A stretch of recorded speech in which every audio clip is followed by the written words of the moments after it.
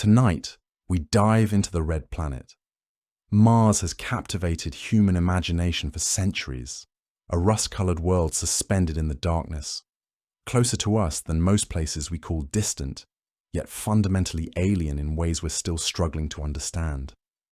For decades, we've sent robots across its surface, launched orbiters into its thin atmosphere, and studied meteorites that fell from its skies and landed on Earth. We've deployed landers with sophisticated instruments capable of detecting chemistry invisible to the naked eye, rovers that have driven thousands of kilometers across Martian soil, exposing fresh rock and discovering unexpected mineral deposits, spacecraft that have orbited continuously, mapping every inch of the surface with increasing precision, watching seasonal changes unfold. And despite all of that effort, all of that technology, all of those careful measurements and calculations, despite the billions of dollars invested, Mars remains fundamentally mysterious in ways that frustrate and fascinate scientists equally, in ways that resist simple explanation. It's not that we know nothing. We know plenty. We know the chemical composition of the atmosphere, its density and temperature, and how it changes seasonally. We know the structure of the crust, its thickness and composition, and the evidence of its past. We know the distribution of ice, where it's frozen, how much of it exists in various locations.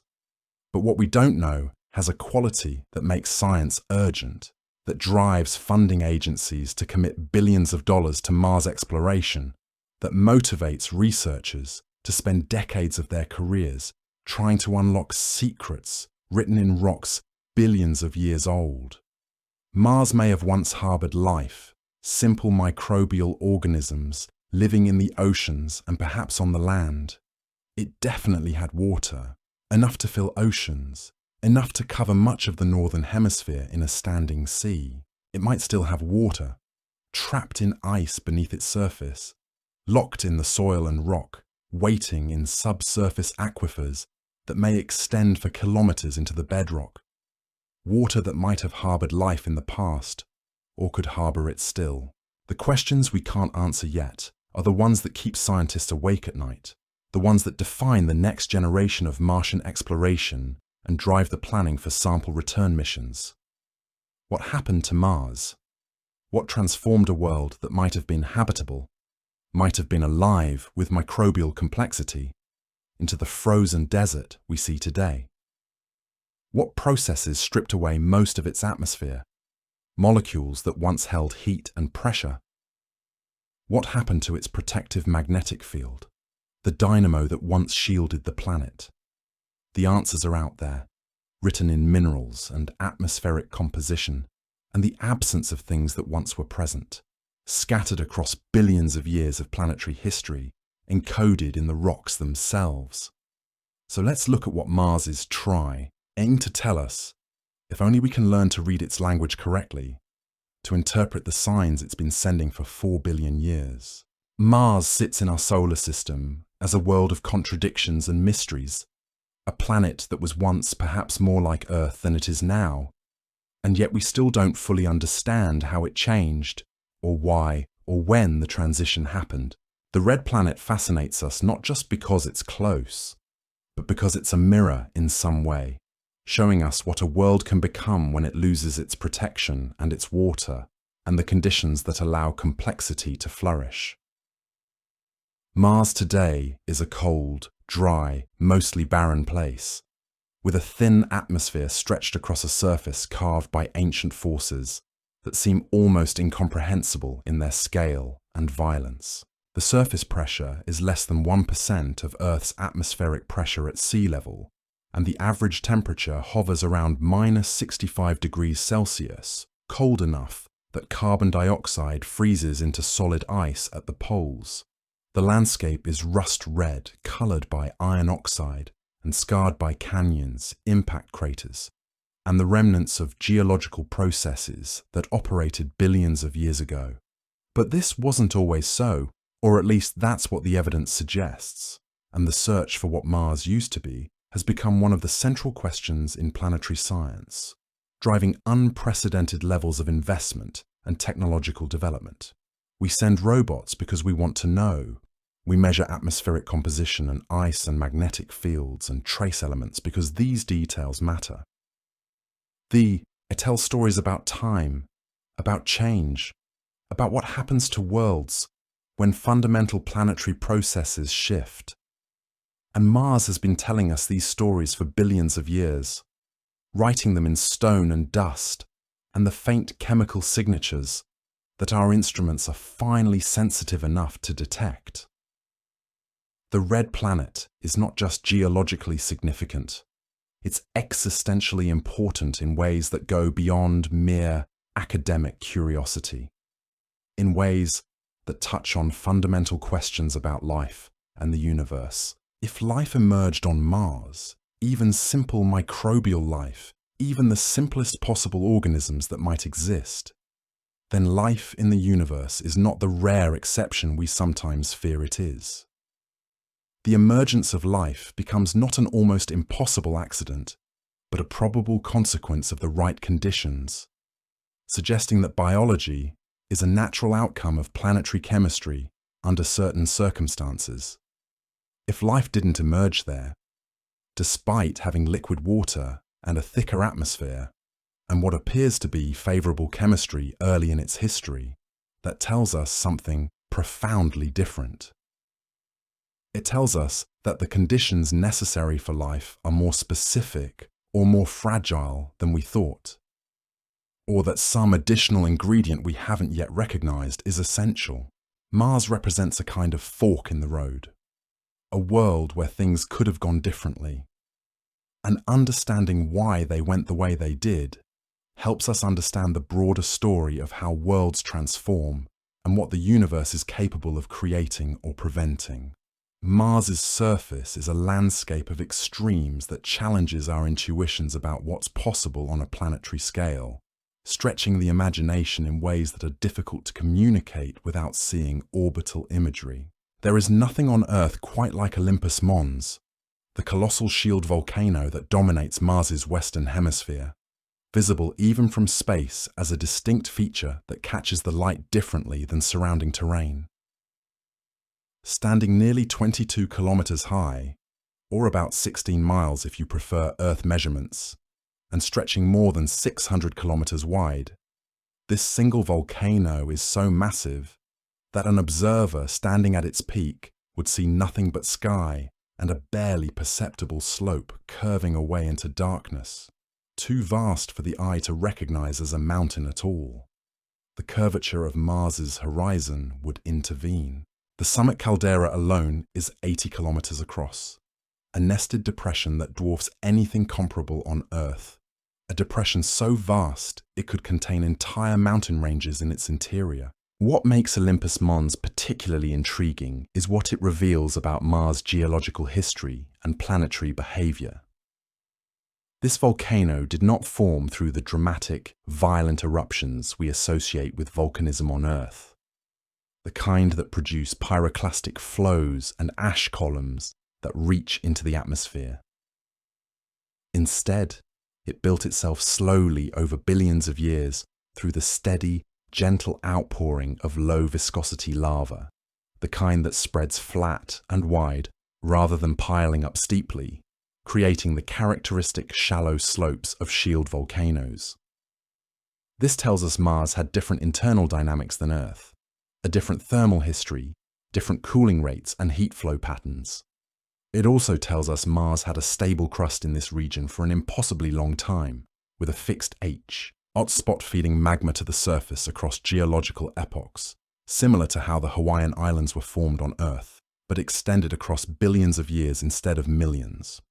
On Earth, our plate tectonics constantly recycle the crust, destroying old volcanoes and creating new ones, as the plates move across hotspots. Mars has no such recycling, no mechanism to move the crust over hotspots and create chains of volcanic islands. Whatever volcanic structures form on Mars stay roughly where they are, growing larger as long as the internal heat keeps flowing, which means a single volcano can grow to truly planetary dimensions. But even more mysterious than Olympus Mons is Valles Marineris, a canyon system that makes Earth's Grand Canyon look like a scratch on the planet's skin. A minor geographical feature not worth mentioning in comparison.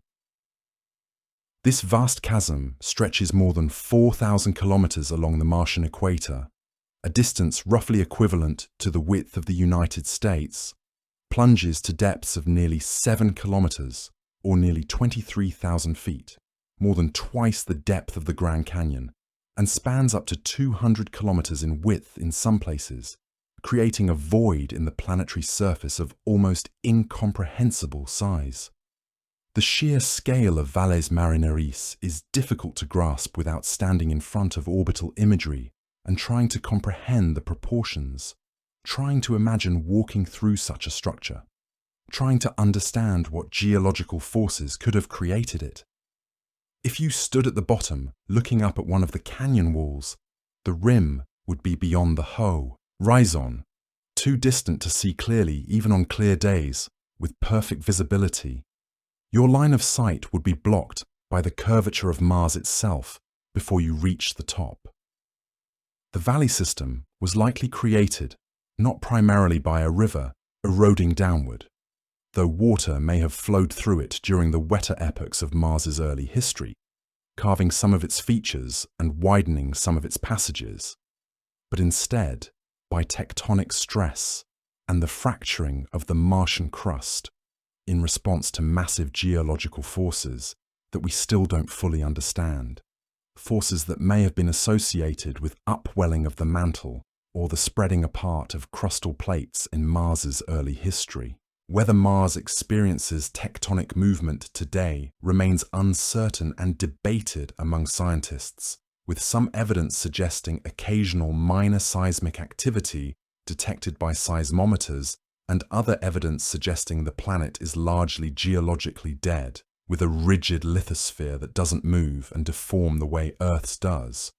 But the scars from ancient tectonic activity are unmistakable, written across the planet's face in massive canyons and ridges and fractured regions that speak of violent internal upheaval in Mars' distant past, suggesting a more geologically active, younger Mars than we observe today, a Mars that was more dynamic and more driven by internal heat. Mars has two small moons, Phobos and Deimos, and their existence and characteristics remain deeply puzzling to planetary scientists because they seem to defy easy explanation and challenge our assumptions about how planetary systems form.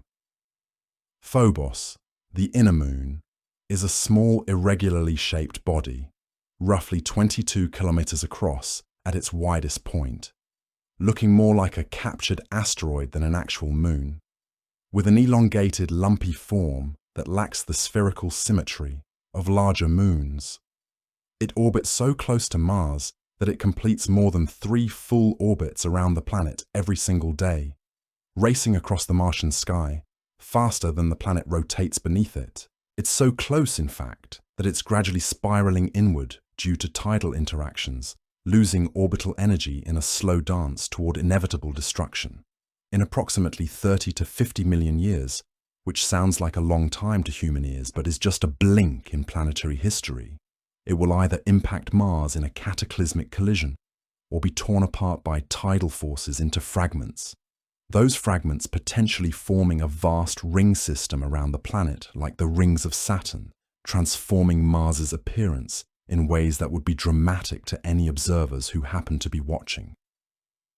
The mystery begins with Phobos's origin, which is one of the great puzzles of planetary science. Scientists originally believed both Martian moons were captured asteroids, objects that wandered through the young solar system until Mars's gravity caught them, pulling them into orbit through gravitational interaction.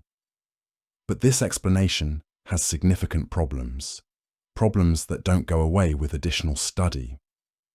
The orbits of Phobos and Deimos are nearly circular and nearly aligned with Mars's equator, the kind of orderly, regular orbits that captured asteroids statistically shouldn't have. When an asteroid is captured, its orbit should be chaotic, scattered at random angles, eccentric and unlikely. Yet here they are, orderly and stable, suggesting something more organized happened during their capture or formation. An alternative hypothesis suggests that both moons might be the remnants of a larger body that collided with Mars early in the solar system's history and broke apart, with fragments coalescing into the moons we observe today. But detailed modeling of such a collision hasn't produced results that perfectly match what we observe, suggesting the true story may be more complex than current theories accommodate.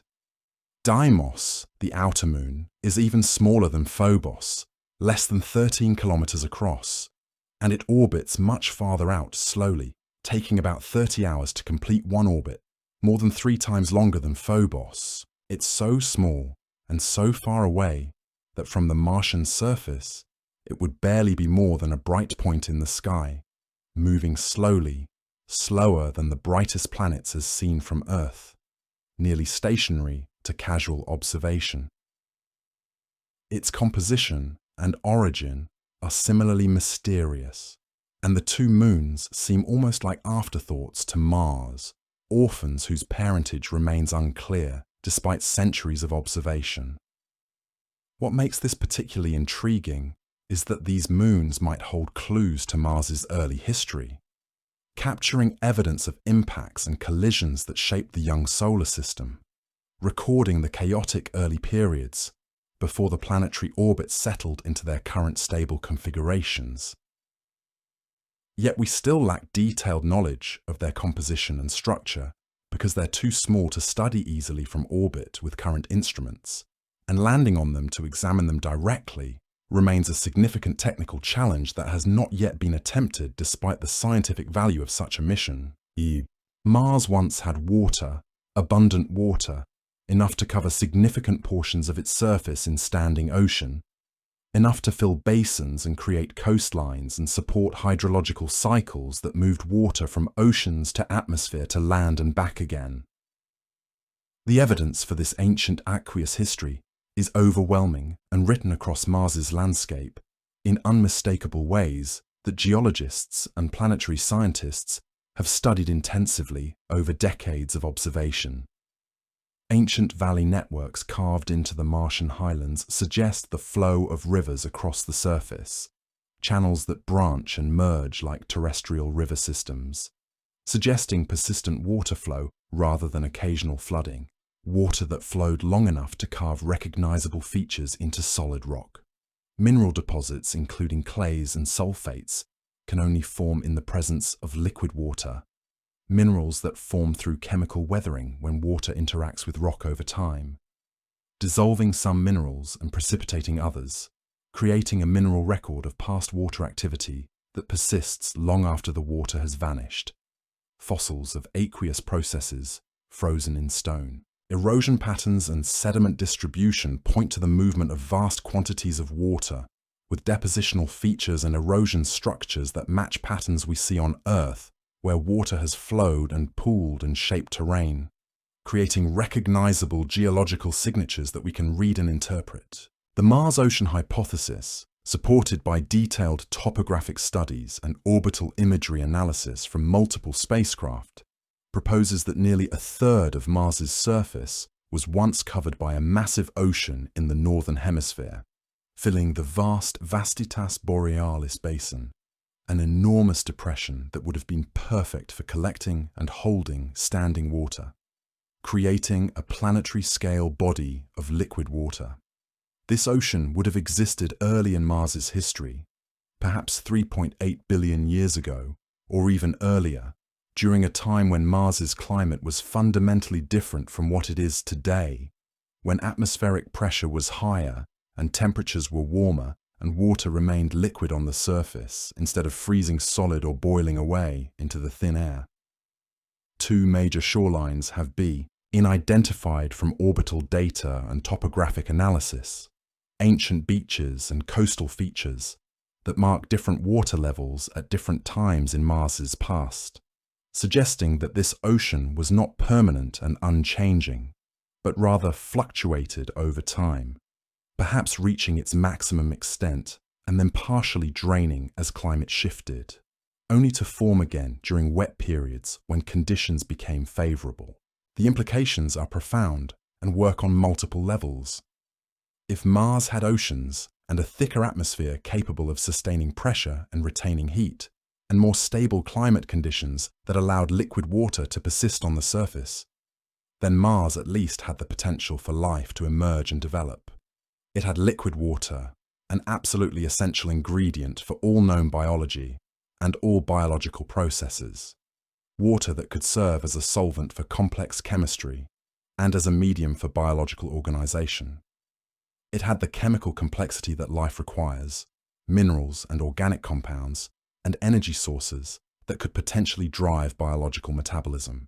The question shifts from the abstract, could life have emerged on Mars, to the much more specific, did life actually emerge there? And if not, why not?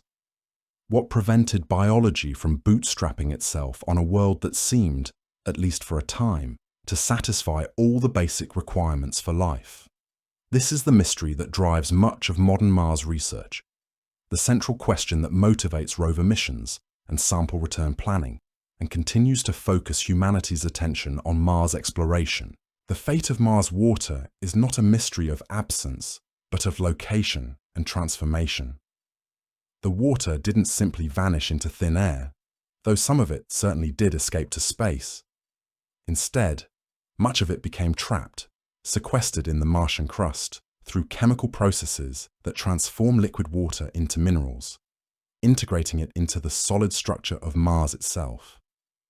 When water interacts with rock, it doesn't simply percolate through and drain away to lower elevations. It participates in chemical weathering, a slow process where water breaks down mineral structures and forms new compounds, creating clays and other hydrous minerals that contain water as an integral part of their crystalline structure, water that's bonded into the atomic lattice. This process happens on Earth as well, is happening right now as water weathering rock, but on Earth the recycling process through plate tectonics eventually releases that water back into the atmosphere through volcanism, through the melting and reformation of crust at subduction zones. Mars has no plate tectonics, no mechanism for recycling old crust back into the interior where it can be melted and released. Once water becomes locked into minerals in the Martian crust, it's locked permanently, at least on any TI mescal that matters to planetary geology, essentially forever from the perspective of individual planetary history. Recent research suggests that if Mars were covered in a 1,100-meter deep layer of specific clay minerals called smectites, distributed evenly across the planet, it would be capable of storing roughly 1.7 bar of carbon dioxide pressure equivalent, approximately 80% of the atmosphere that Mars appears to have lost during its geological history. This is remarkable because it suggests that a significant fraction of Mars' missing water and missing atmosphere might not be scattered into space at all, lost forever to the solar wind, but rather hiding in the rock itself, chemically bound and invisible to most of our remote sensing instruments, waiting for some process to release it back into the atmosphere. The water that didn't get locked into minerals was lost to space through atmospheric escape, through the gradual stripping away of the atmosphere by the solar wind. But this loss wasn't sudden or catastrophic in a geological sense, wasn't a single event or a rapid process. Instead, it occurred over billions of years, unfolding on timescales that would seem almost static to any observer over a human lifetime. The process was driven primarily by the loss of Mars' protective magnetic field, which is itself one of the great mysteries. Mars once had a dynamo, a churning liquid outer core that generated a planetary magnetic field as powerful as Earth's, protecting the atmosphere from being stripped away by the solar wind's relentless pressure. This dynamo shut down approximately 4 billion years ago, long ago in human timekeeping, but relatively recent in planetary history, for reasons that remain unclear despite significant research. Perhaps the core cooled more quickly than expected, freezing solid and stopping the convection that powered the dynamo. Perhaps the rotation rate of the planet changed. Perhaps the chemical composition of the core, the ratio of iron and other elements, prevented continued demagnetic generation through some process we don't yet understand. Whatever the cause, when the dynamo failed, Mars lost its invisible shield. The upper atmosphere became exposed to direct bombardment by the solar wind, a relentless stream of charged particles flowing from the sun, protons and electrons and heavier ions, a radiation of particles that carried energy and momentum. Slowly, inexorably, these particles knocked atmospheric molecules into space, transferring energy and sending them upward beyond the planet's gravity. It would have taken billions of years to strip away the entire atmosphere, stripping away molecules individually in a long, slow process. But billions of years Mars had, an essentially unlimited time from the perspective of chemical processes. So the water that wasn't locked into minerals gradually escaped, molecule by molecule, being knocked free by solar wind particles and drifting away, and the planet that once had oceans became the cold, dry desert we see today. The ice of Mars tells stories about the planet's climate history, preserving evidence of ancient times and holding potential secrets about the present and the future of Mars itself. Mars's polar ice caps are composed of water ice and carbon dioxide ice, frozen deposits that reflect sunlight back into space and define the planet's cold poles, regions where temperatures drop to nearly minus 125 degrees Celsius. So cold that carbon dioxide, the main component of the atmosphere, freezes out directly from the gas phase without passing through a liquid state. The southern polar ice cap, larger and more substantial than the northern cap, contains enough water ice that if it melted completely, it would cover the entire planet with an ocean roughly 11 meters deep. That's not negligible on any reason. Able scale. That's significant. Enough water to transform Mars's surface. Enough water to create hydrological cycles and weather patterns if released. More intriguingly, recent seismic data obtained from NASA's InSight lander and orbital measurements of the planet's gravity field and thermal properties suggest that beneath Mars's surface, hidden from direct view by kilometers of rock and regolith, there may be subsurface aquifers, reservoirs of liquid water, or water ice trapped in the bedrock. Aquifers that could extend for vast distances horizontally and vertically, creating a hidden water cycle beneath the planet's surface. Some estimates suggest that if all the water in these subsurface reservoirs could somehow be brought to the surface and allowed to flow freely, spreading across the planet, it could form an ocean 520 to 780 meters deep, enough water to fill another ocean to rival those that existed early in Mars's history, potentially enough to create a hydrological system if released. This water exists in relative darkness and cold, insulated by kilometers of rock, shielded from the surface environment with its harsh radiation and its dust storms and its extreme temperature variations that swing from nearly freezing at noon to far below zero at night. What makes this significant is that liquid water, even in small quantities in subsurface environments, could potentially provide a habitat for microbial life. As for organisms that don't require sunlight or warmth, but instead derive energy from chemical reactions with the surrounding rock. On Earth, similar subsurface aquifers harbor complex ecosystems, communities of microorganisms that derive energy from chemical reactions between water and rock, organisms that thrive in eternal darkness where sunlight has never penetrated, where the only energy source is chemistry. If Mars has subsurface water, it has subsurface habitat, the physical conditions necessary for life, even if that life has never actually emerged there. Whether that habitat has ever been occupied, whether life ever found its way into Mars's deep groundwater during some wetter period early in planetary history and persisted there for billions of years, sheltered from surface changes and radiation, remains one of the most profound, unknown questions in astrobiology. one that will drive Mars exploration for decades to come. The ice caps and subsurface ice are also frozen records of Mars' atmospheric history, ancient libraries written in crystalline form. Trapped within the ice are dust particles and atmospheric samples from the time when the ice formed, providing scientists with a direct window into what Mars' atmosphere was like at different points in the past, how dense it was, what it contained. By studying the isotopes of various elements within the ice, the ratios of different atomic forms, researchers can determine the composition and density of the atmosphere in ancient times, tracing the gradual loss of gases to space and the changes in climate that accompanied that loss, mapping out the transition from wet to dry Mars over billions of years, creating a climate history written in atomic ratios and chemical signatures. The atmosphere of Mars today is thin and cold, barely 600 pascals of pressure compared to Earth's sea level pressure of 101,000 pascals, thin enough that exposed liquid water would immediately begin to boil away, molecules escaping rapidly into the thin air.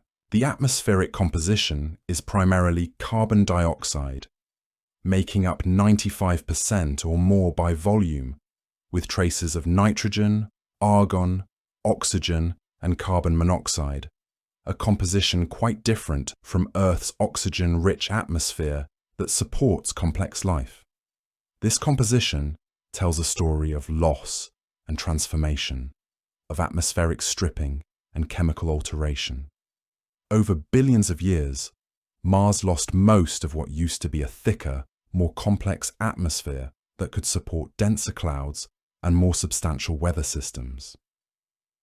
The mechanism of this loss remains partially mysterious to planetary scientists, though the loss of the planetary magnetic field clearly played a major role, acting as a primary driver of atmospheric escape.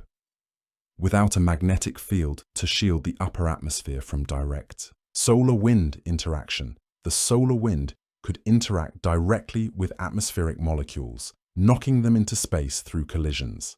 High-energy photons from the sun could ionize upper atmospheric gases, creating charged particles that move differently than neutral atoms.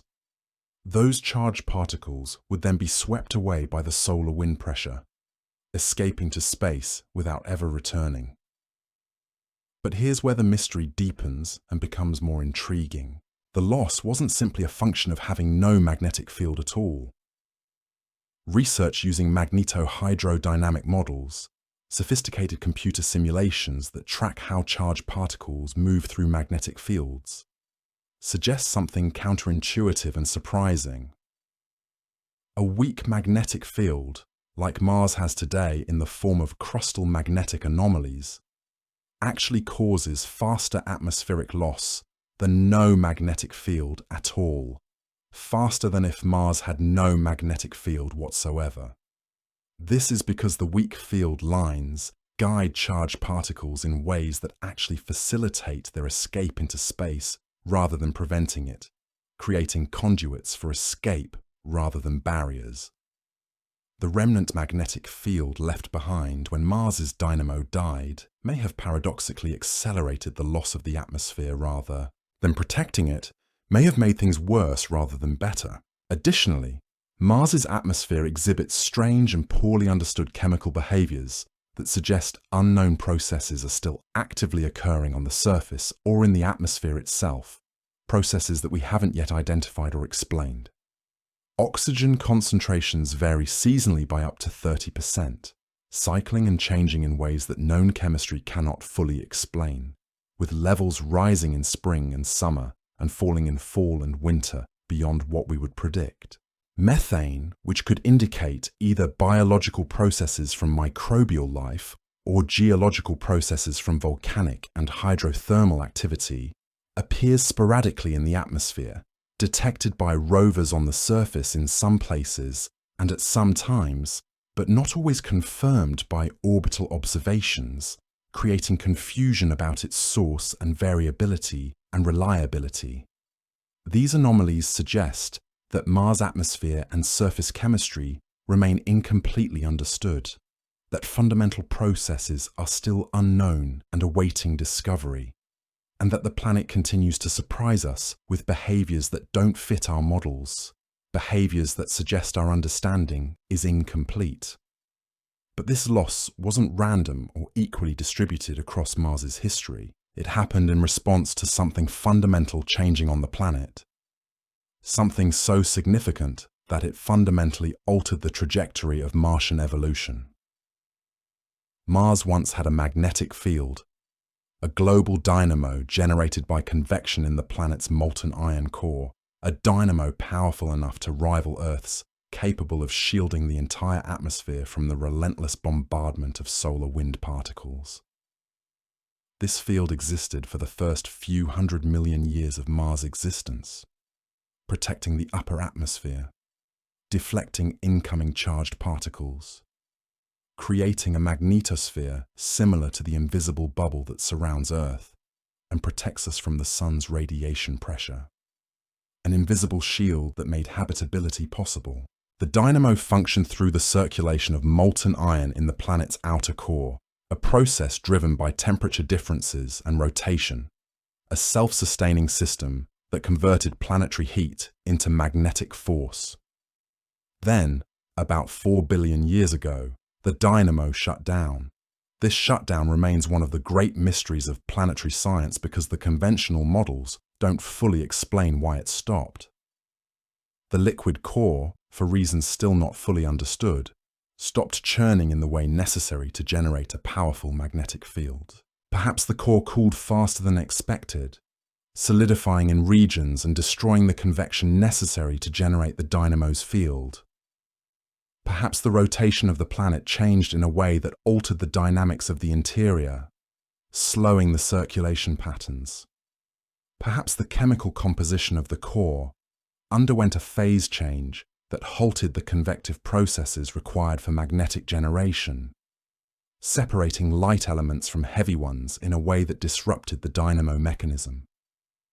Whatever the cause, the effect was catastrophic on planetary timescales. Catastrophic in the sense that it set in motion processes that would eventually render the surface lifeless. Mars lost its protection. The magnetic field didn't fade gradually like a dimming light, weakening slowly over millions of years. It collapsed, shutting down almost abruptly by geological standards, leaving behind only a feeble remnant, crustal magnetism concentrated in certain regions of the ancient Martian rock, creating what scientists call mini-magnetospheres, small pockets of magnetic protection scattered across the surface like islands in a sea of unshielded terrain. These scattered pockets were inadequate to protect the entire planet, too small and too weak to shield a full atmosphere from solar wind erosion. This is where the mystery deepens and becomes truly counterintuitive. Scientists expected that losing a magnetic field entirely would leave Mars most vulnerable to atmospheric escape. A stronger magnetic field should protect better than a weaker one, right?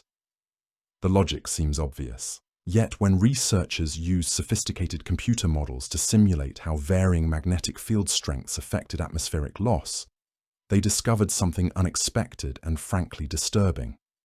A weak magnetic field, exactly what Mars has today, actually accelerates atmospheric loss faster than no magnetic field at all. The weak field lines guide charged particles in ways that create corridors for escape, directing solar wind ions toward the planet's night side, where they can break free. The field is strong enough to channelize escape, but too weak to prevent it. A completely absent field would allow chaotic interaction that actually loses fewer particles. Mars seems to have gotten the worst possible outcome. A dying magnetic field that became a tool for its own atmospheric destruction, accelerating the very process it should have prevented. The loss has continued for billions of years, particles escaping continuously, water vapor rising in the upper atmosphere, and being knocked free by solar wind collision, the atmosphere gradually thinning, pressure dropping, temperature declining as less atmosphere meant less heat retention. The planet that once had weather patterns and cloud formations and the possibility of liquid water persisting on the surface became the frozen, thin-aired world we observe today. What remains of Mars' magnetism is now scattered and weak, but it still shapes how the solar wind interacts with the planet.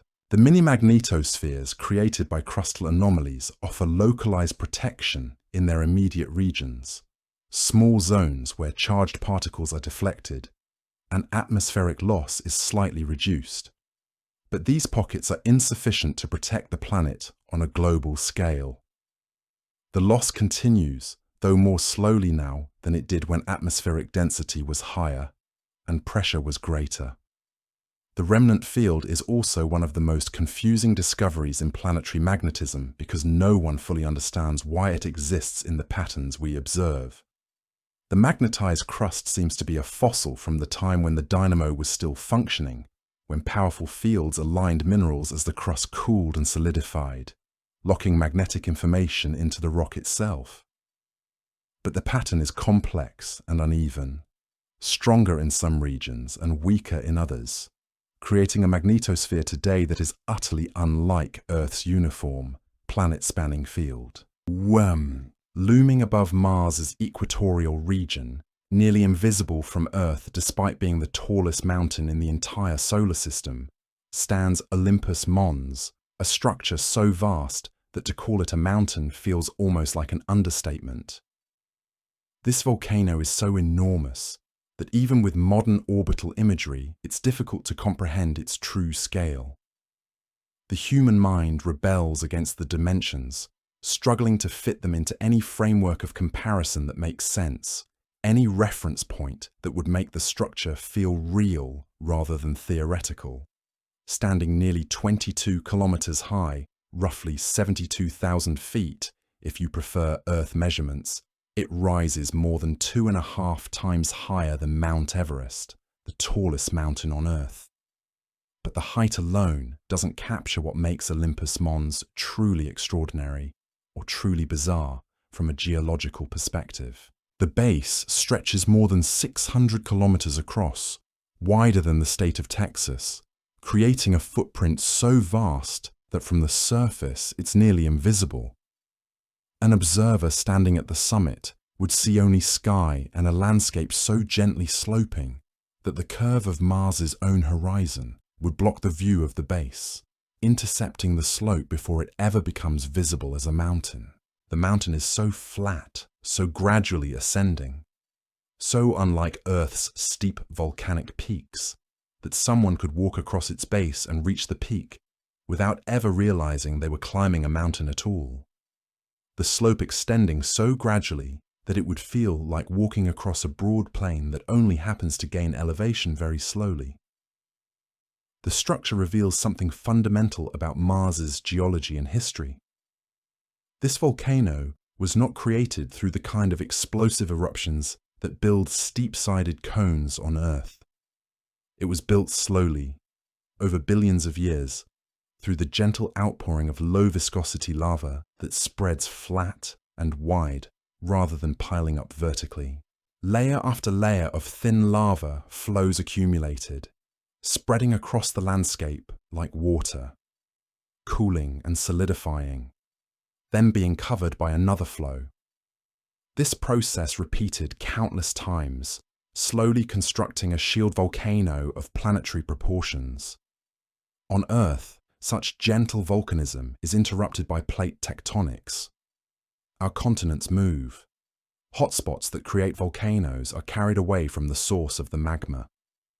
The Hawaiian Islands are the product of this process, a chain showing the path of the Pacific Plate over a mantle hotspot, with each island progressively older than the next, having moved away from the hotspot and become dormant while new volcanoes form where the plate passes over the hotspot currently. Mars has no plate tectonics. Once a volcano forms over a hotspot, it stays there. It can grow larger and larger as long as magma continues to flow, which means a single volcano can accumulate the lava that on Earth would be spread across an entire chain. Olympus Mons is the extreme expression of this process. The magma just kept coming, the lava kept spreading, and one volcano grew to truly planetary dimensions. The structure is so large that it's barely visible from the surface. An astronaut standing nearby would see only a gentle slope rising gradually into the distance, with ridges and features that would take hours of walking to traverse. Only from orbital altitude does the mountain's true shape become apparent. What makes Olympus Mons even more intriguing is what it reveals about Mars's interior. A volcano this size requires an enormous amount of magma, more magma than would be available if Mars had already cooled significantly. The existence of Olympus Mons and other giant shield volcanoes suggests that Mars retained internal heat much longer than previously thought, or that the heat distribution within the planet was very different from what we observe on Earth. The caldera at Olympus Mons summit is itself massive, a nested depression 80 kilometers across, with a complex structure suggesting multiple eruption events and collapses. The slopes are marked with subtle ridges and depressions, traces of lava flows that solidified at slightly different times, creating topographic variations that hint at Olympus Mons' long and complex eruptive history. Equally mysterious and even more visually dramatic than Olympus Mons is Valles Marineris, a canyon system so vast that comparing it to Earth's features almost seems insulting to its proportions, seems to diminish the Martian feature rather than illuminate it. The Grand Canyon, one of the most impressive geological features on our planet, carved by the Colorado River over millions of years, extends about 1,600 kilometers long and reaches depths of nearly 2 kilometers, creating one of the most visually stunning landscapes on Earth. Valles Marineris is more than 2.5 times longer and more than 3 times deeper, dwarfing our planet's greatest canyon. It stretches over 4,000 kilometers along the Martian equator, nearly the entire width of the United States from coast to coast, and descends into depths of nearly 7 kilometers. Plunging lower than Mount Everest, rises high, creating a depth of nearly 23,000 feet below the surrounding terrain. At some points, it widens to nearly 200 kilometers across, creating a void in the planet's surface so enormous that standing at the bottom and looking up at one of the canyon walls would place the rim beyond the horizon, beyond the line of sight blocked by Mars' curvature itself. The vastness is almost incomprehensible, a chasm of planetary proportion. The canyon wasn't carved by a river, although water definitely flowed through it at various points in Mars's history, contributing to widening and shaping the walls. Instead, Valles Marineris appears to have been created by tectonic processes, by massive forces within the Martian crust that caused the surface to fracture and subside, creating this enormous chasm through stretching and breaking rather than erosion. The exact mechanism remains debated among planetary geologists, but the most likely explanation involves the spreading of crustal plates or upwelling of the Martian mantle that stressed and fractured the overlying crust, pulling it apart along extensional zones. Once the chasm existed, water flowing across the surface would naturally collect in it, carving and widening the walls, creating tributary valleys that branch off from the main canyon, depositing sediments on the floor. The canyon system shows evidence of both tectonic and erosional processes, with water having played a role in shaping the final form, though the initial creation was almost certainly tectonic. What's remarkable about Valles Marineris is that it represents a period when Mars was geologically active, when internal forces were powerful enough to reshape the planetary surface on a massive scale, to tear the crust apart across continental distances. The fact that such a structure exists and has persisted relatively unchanged for billions of years tells us that Mars's interior has cooled significantly since its formation. The planet that was active and dynamic enough to create Valles Marineris is not the same planet that exists today. A colder, quieter world, where most internal geological activity has ceased or become extremely rare. where the crust is now stable and unchanging. Beyond Olympus Mons and the Valles Marineris system, Mars harbors numerous other large volcanic structures that collectively paint a picture of a planet with a rich volcanic history. Some of these volcanoes are similar in form to Olympus Mons, shield volcanoes built through the gradual accumulation of low-viscosity lava flows. Others are different, more complex structures formed through varied eruption styles. What's puzzling is that scientists still don't fully understand the distribution and timing of volcanism on Mars. Some volcanoes show evidence of recent activity, with fresh-looking lava flows that might be only millions of years old, which on a planetary scale is almost like yesterday. Others are clearly ancient, heavily eroded by billions of years of weathering and impact bombardment. In T, there's also the mystery of where the volcanic activity is concentrated and why. Mars doesn't follow Earth's pattern of volcanism associated with plate boundaries. Instead, we see hotspot volcanism similar to what produces the Hawaiian Islands. But we also see extensive volcanic regions that don't seem to be associated with obvious hotspots. The magma sources and mantle dynamics that drove this volcanism remain incompletely understood. In March of 2024, scientists announced the discovery of an enormous volcano that had gone unnoticed until recently because it had been so heavily eroded that it barely stands above the surrounding terrain. This volcano, which remains unnamed, spans more than 280 miles across, making it comparable to Olympus Mons in size. Yet it was invisible until researchers noticed subtle topographic features suggesting ancient slopes that would have once towered high above the landscape. The discovery suggests that our inventory of Martian volcanoes is incomplete, that major geological features can remain hidden, visible only through careful analysis of satellite data. Near the base of this volcano, researchers spotted what appears to be buried glacier ice, which is intriguing because it suggests that water ice may have accumulated in specific locations during Mars' climate history, potentially creating habitable microenvironments if the ice melted.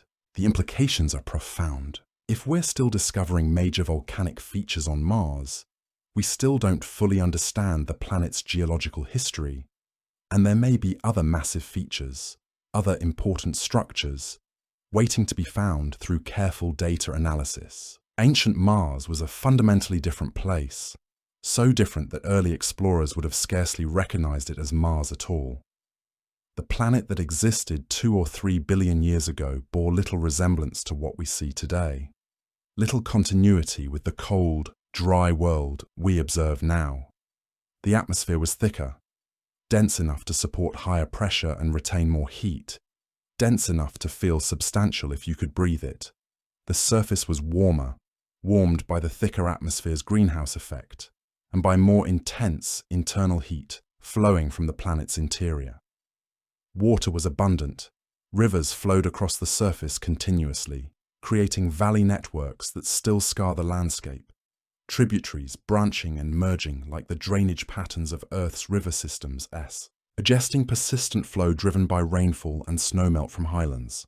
Lakes filled basins, collecting runoff and serving as terminal points for water that flowed downhill. An ocean may have covered much of the northern hemisphere. Not a single moment of abundant water, but perhaps a series of wet periods separated by drier intervals, fluctuating ocean levels that rose and fell with climate variations, sometimes shrinking to isolated seas and sometimes expanding to cover vast areas. The chemistry was more complex, with a greater variety of minerals and chemical reactions occurring on the surface, with water interacting with rock in ways that produced diverse mineral assemblages. If you could somehow transport yourself back to Mars at that time, to stand in that ancient world, you would experience something almost unrecognizable as Mars. The sky would be darker, filled with more dust perhaps, but also filled with clouds and moisture, with visible weather patterns and changing conditions. The temperature would be warmer, though still cold by Earth standards, probably ranging from freezing at night to perhaps 10 or 15 degrees Celsius during the day in equatorial regions.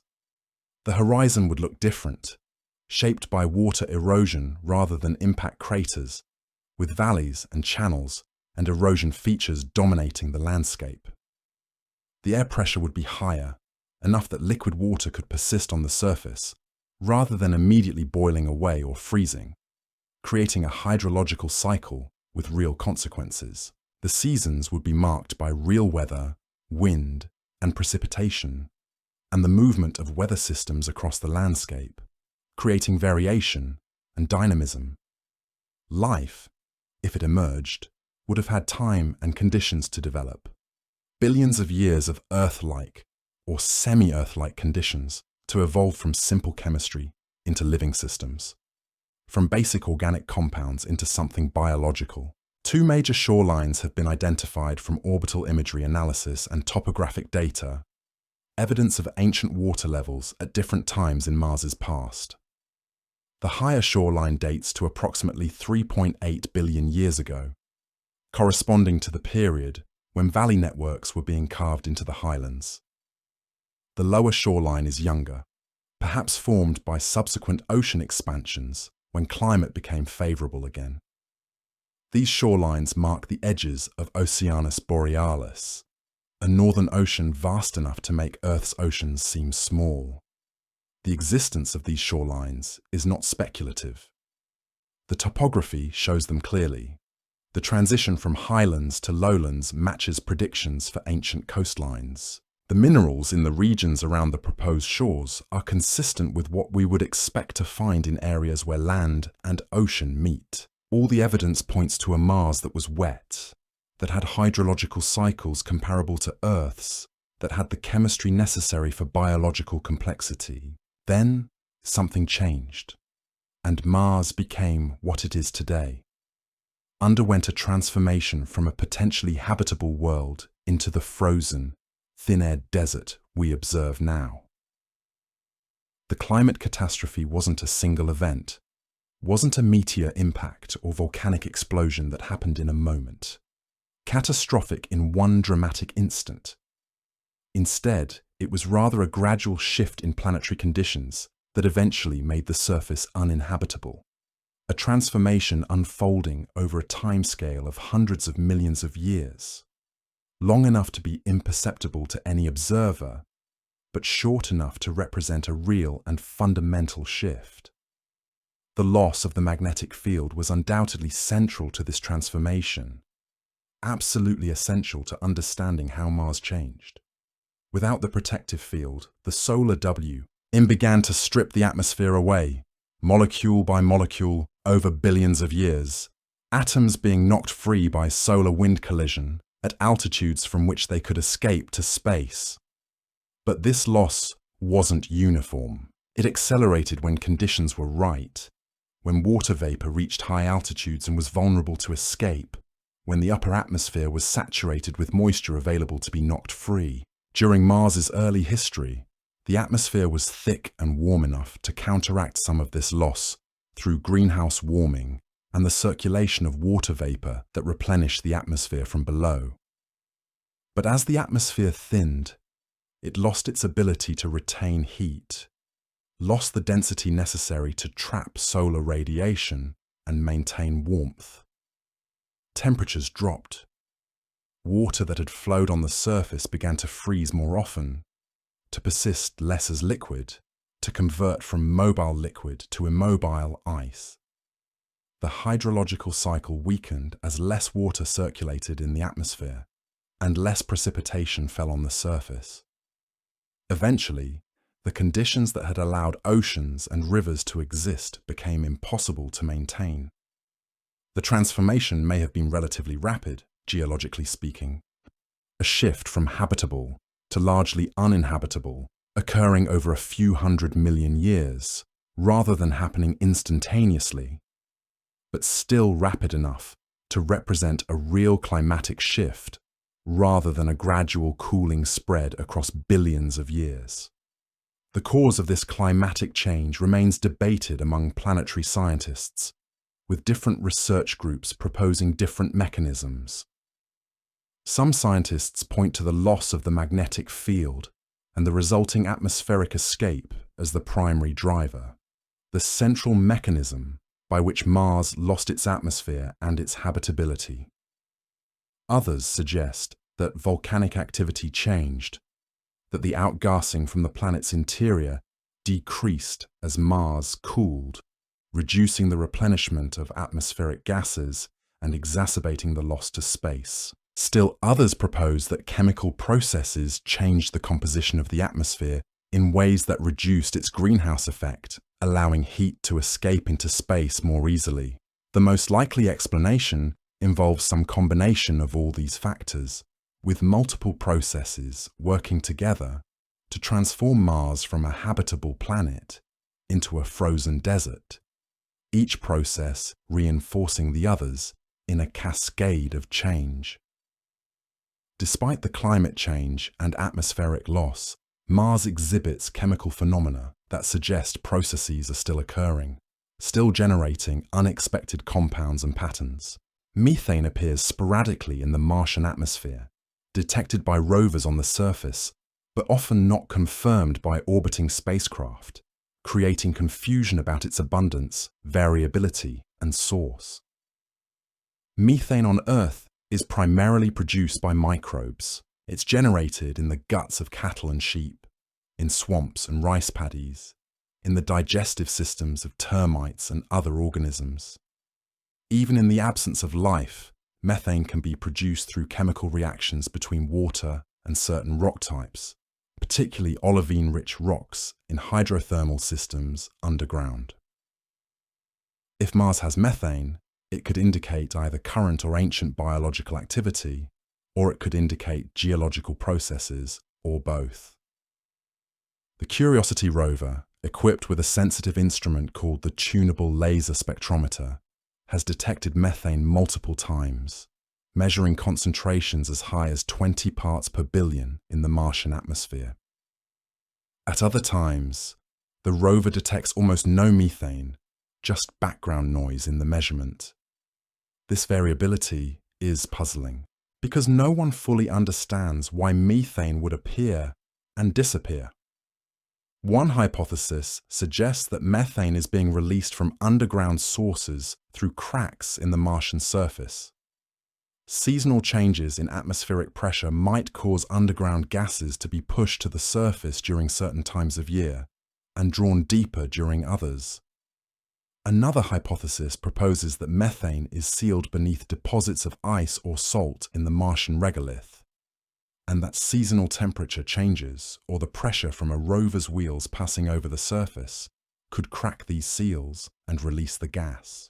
The Curiosity rover itself may have triggered methane emissions by driving over sealed deposits, cracking the seals and releasing methane that was then detected.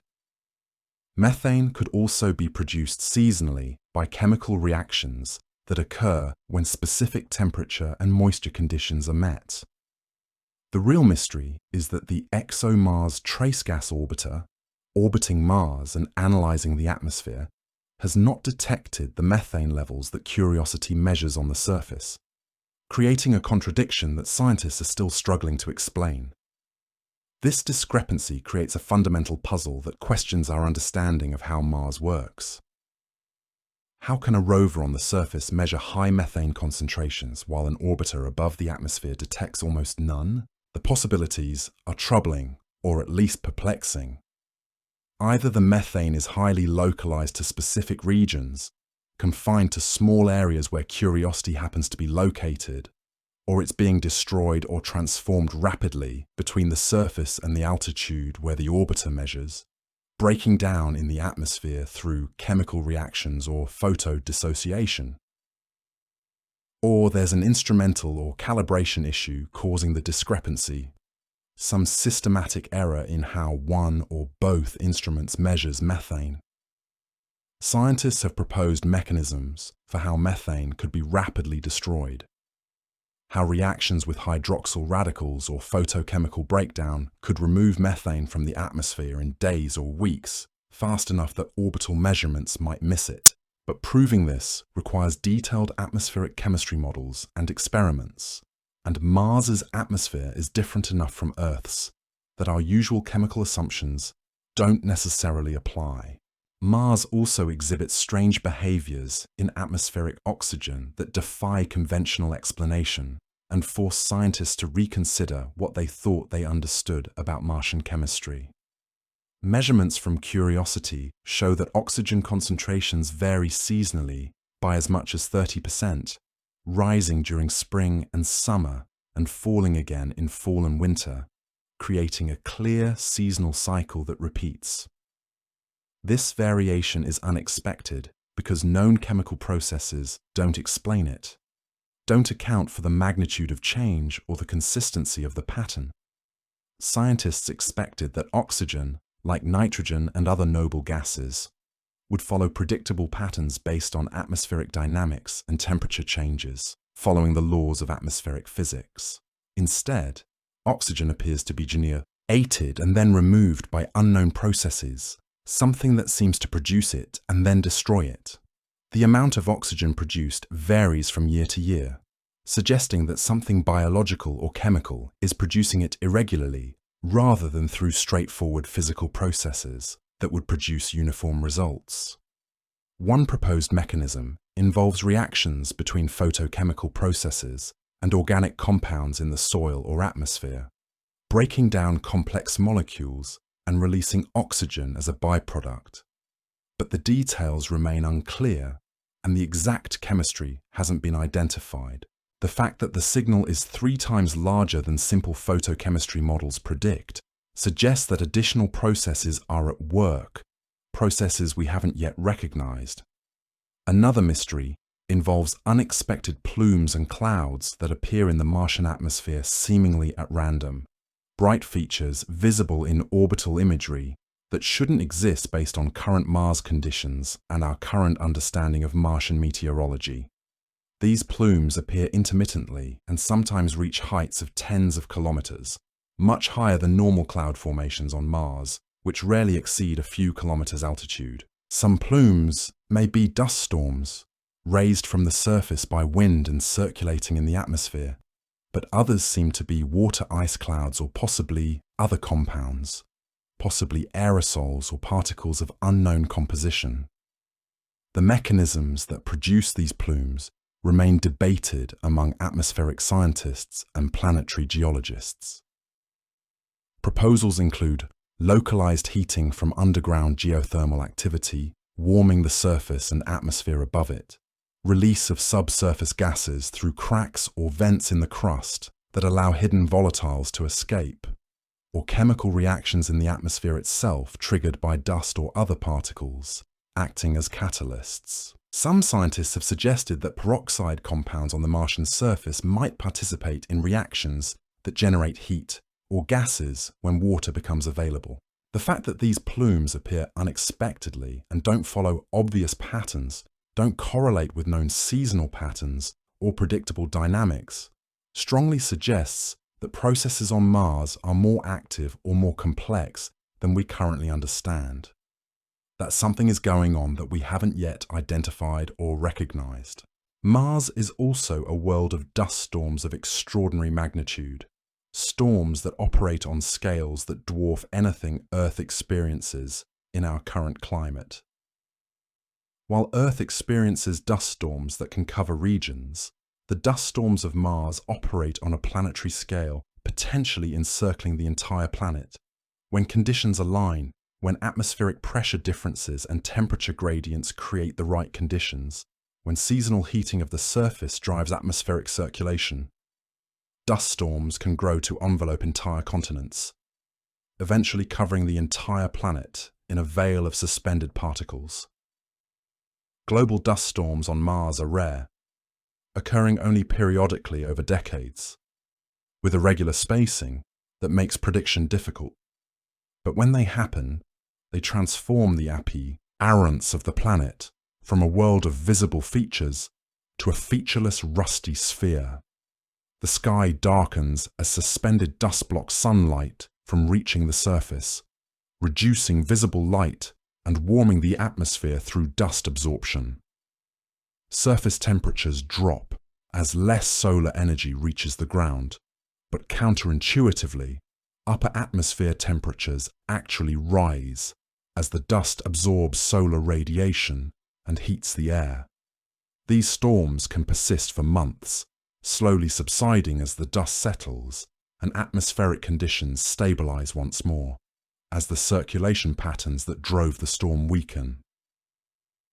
During these global dust storms, water vapor reaches higher altitudes than usual, carried upward by the disturbed atmospheric circulation, by winds and updrafts that push moisture above where it normally resides. This creates conditions where water is more vulnerable to escape to space, knocked free by solar wind particles that can reach the upper atmosphere more easily when it's saturated with water vapor. Evidence suggests that in years when Mars experienced a global dust storm, the upper atmosphere became unusually moist, accumulating water at altitudes exceeding 80 kilometers, far higher than normal and higher than where atmospheric conditions typically allow water to persist. This association between dust storms and water escape represents another mechanism by which Mars continues to lose its remaining water and atmosphere. Another way that the transformation from ancient wet Mars to current dry Mars persists even today, as an ongoing process happening right now, even in the present age of Mars. What remains of Mars's water is not absent.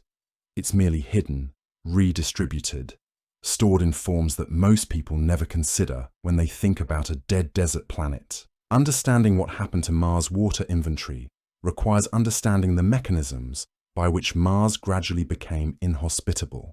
The transformation of Mars from a potentially wet world to a frozen desert happened through multiple overlapping mechanisms, each reinforcing the others, creating a cascade of change that was nearly impossible to reverse once it initiated. Some of the water escaped to space through atmospheric loss, knocked free by solar wind particles, when Mars lost its protective magnetic field. Some of the water became locked in the crust through chemical weathering. Some remains frozen in the polar caps. And some may exist as liquid water in subsurface aquifers. The distribution of water among these reservoirs represents one of the grand puzzles of planetary science, a question that guides current research and will guide future exploration. Water on Mars did not simply vanish into space entirely. Some of it escaped, yes, knocked free by solar wind particles during billions of years of atmospheric loss. But a significant portion, researchers now understand, remained on the planet, tucked away and hidden from immediate observation.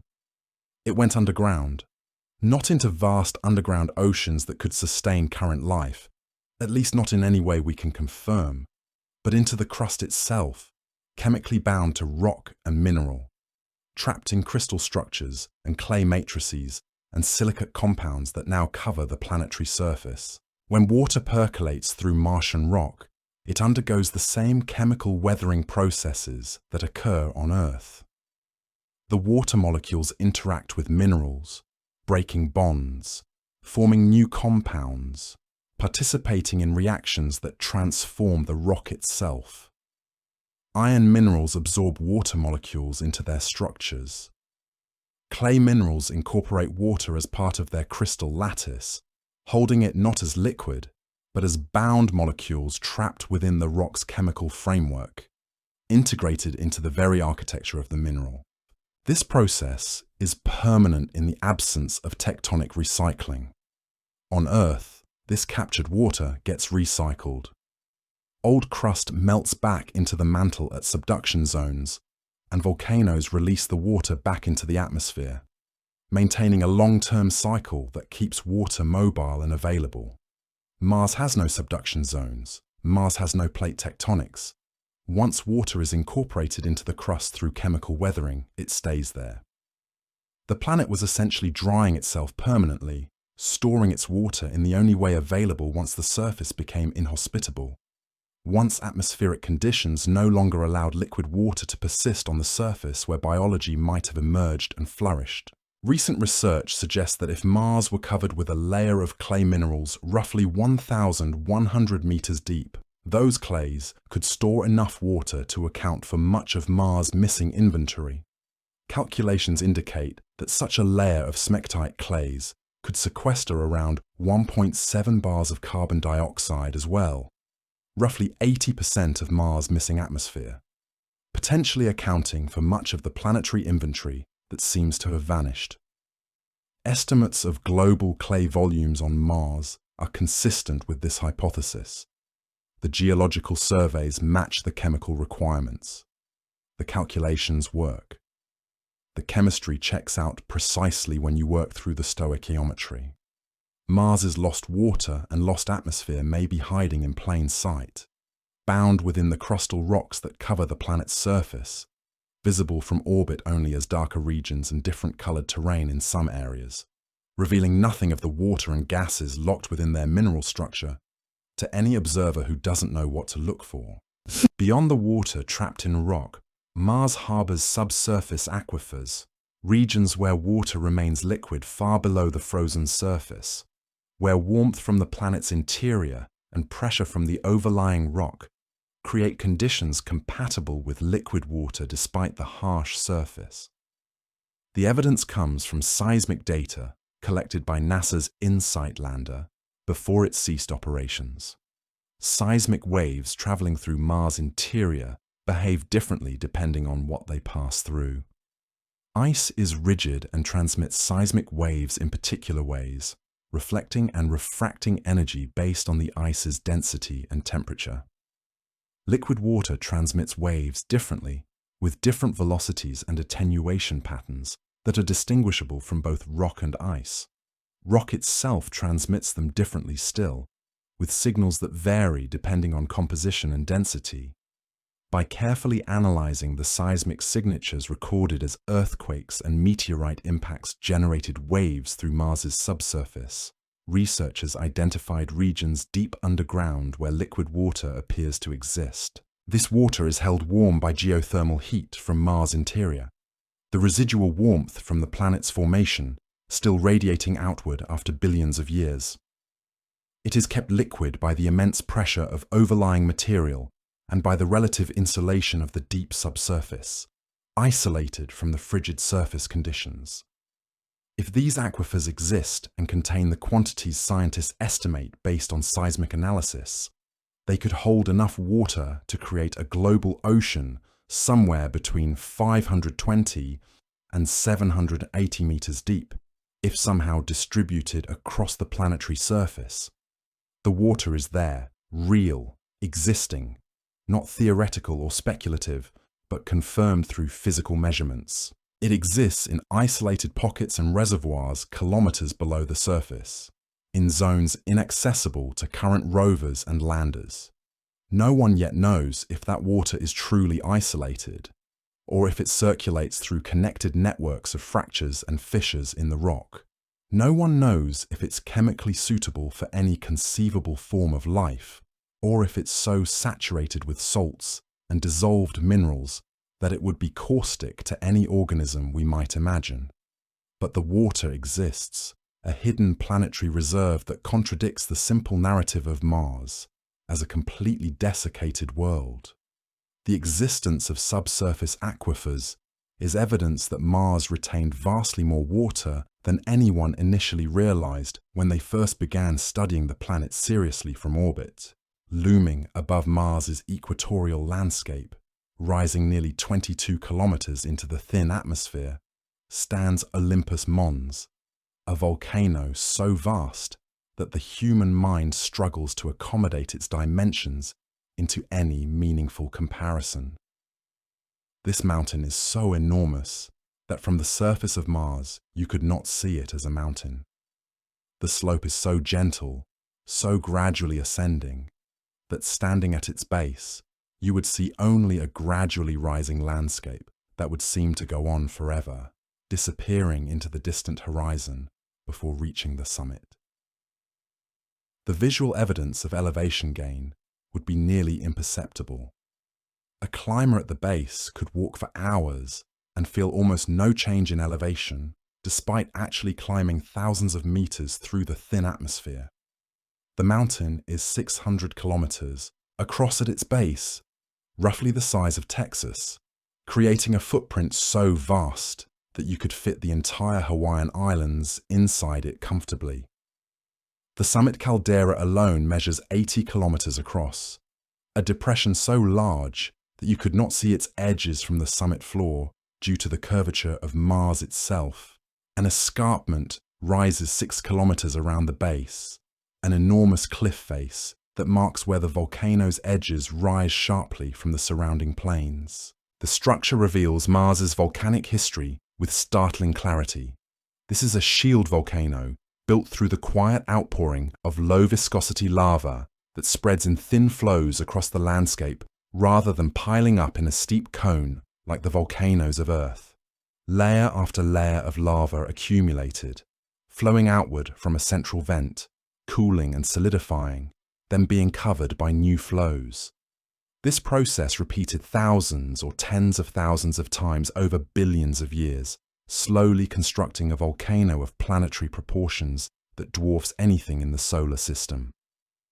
On Earth, hotspot volcanism works differently than it appears to have on Mars. The Pacific Plate moves over a stationary hotspot in the mantle, creating a chain of volcanoes with progressively older islands being carved, right away from the hotspot as the plate moves. But Mars has no plate tectonics, no moving crustal plates carrying volcanoes away from their magma sources. Once a volcano forms over a hotspot on Mars, it stays there. The magma keeps coming and keeps coming for billions of years, and the volcano grows larger and larger without limit. Olympus Mons is the extreme endpoint of this process. A single volcano that accumulated the lava equivalent of an entire chain of Earth's volcanoes. All the volcanoes of Hawaii piled into one location. Equally dramatic and even more visually striking than Olympus Mons is Valles Marineris, a canyon system so vast that Earth's greatest canyons seem trivial by comparison. The Grand Canyon stretches about 1,600 kilometers and reaches depths of nearly 2 kilometers. Valles Marineris stretches over 4,000 kilometers, nearly the entire width of the United States from coast to coast, and descends into depths of nearly 7 kilometers. Plunging lower than Mount Everest, rises high above sea level. At some points, Valles Marineris widens to nearly 200 kilometers across. An observer standing at the bottom would look up at one of the canyon walls and find the rim beyond the horizon, blocked by Mars's curvature itself. This is not a canyon carved by flowing water, though water definitely flowed through it at various points in Mars's history, widening walls and depositing sediments on the floor. Instead, Valles Marineris appears to have been created through massive tectonic stresses, through forces within Mars' crust, so enormous that they fractured and broke the surface, pulling it apart along zones of extension. The exact mechanism remains debated among planetary geologists. Perhaps mantle material, upwelled from below, pushing the surface apart from underneath. Perhaps the crust was simply too thick and heavy in that region, and it collapsed and fractured under its own weight. Perhaps ancient impacts or other stresses created zones of weakness that later fractured. Whatever the cause, the effect is undeniable. A chasm of planetary proportions exists, visible from orbit as a scar on Mars's face, marking a period when the planet's interior was active enough to reshape the surface in dramatic ways.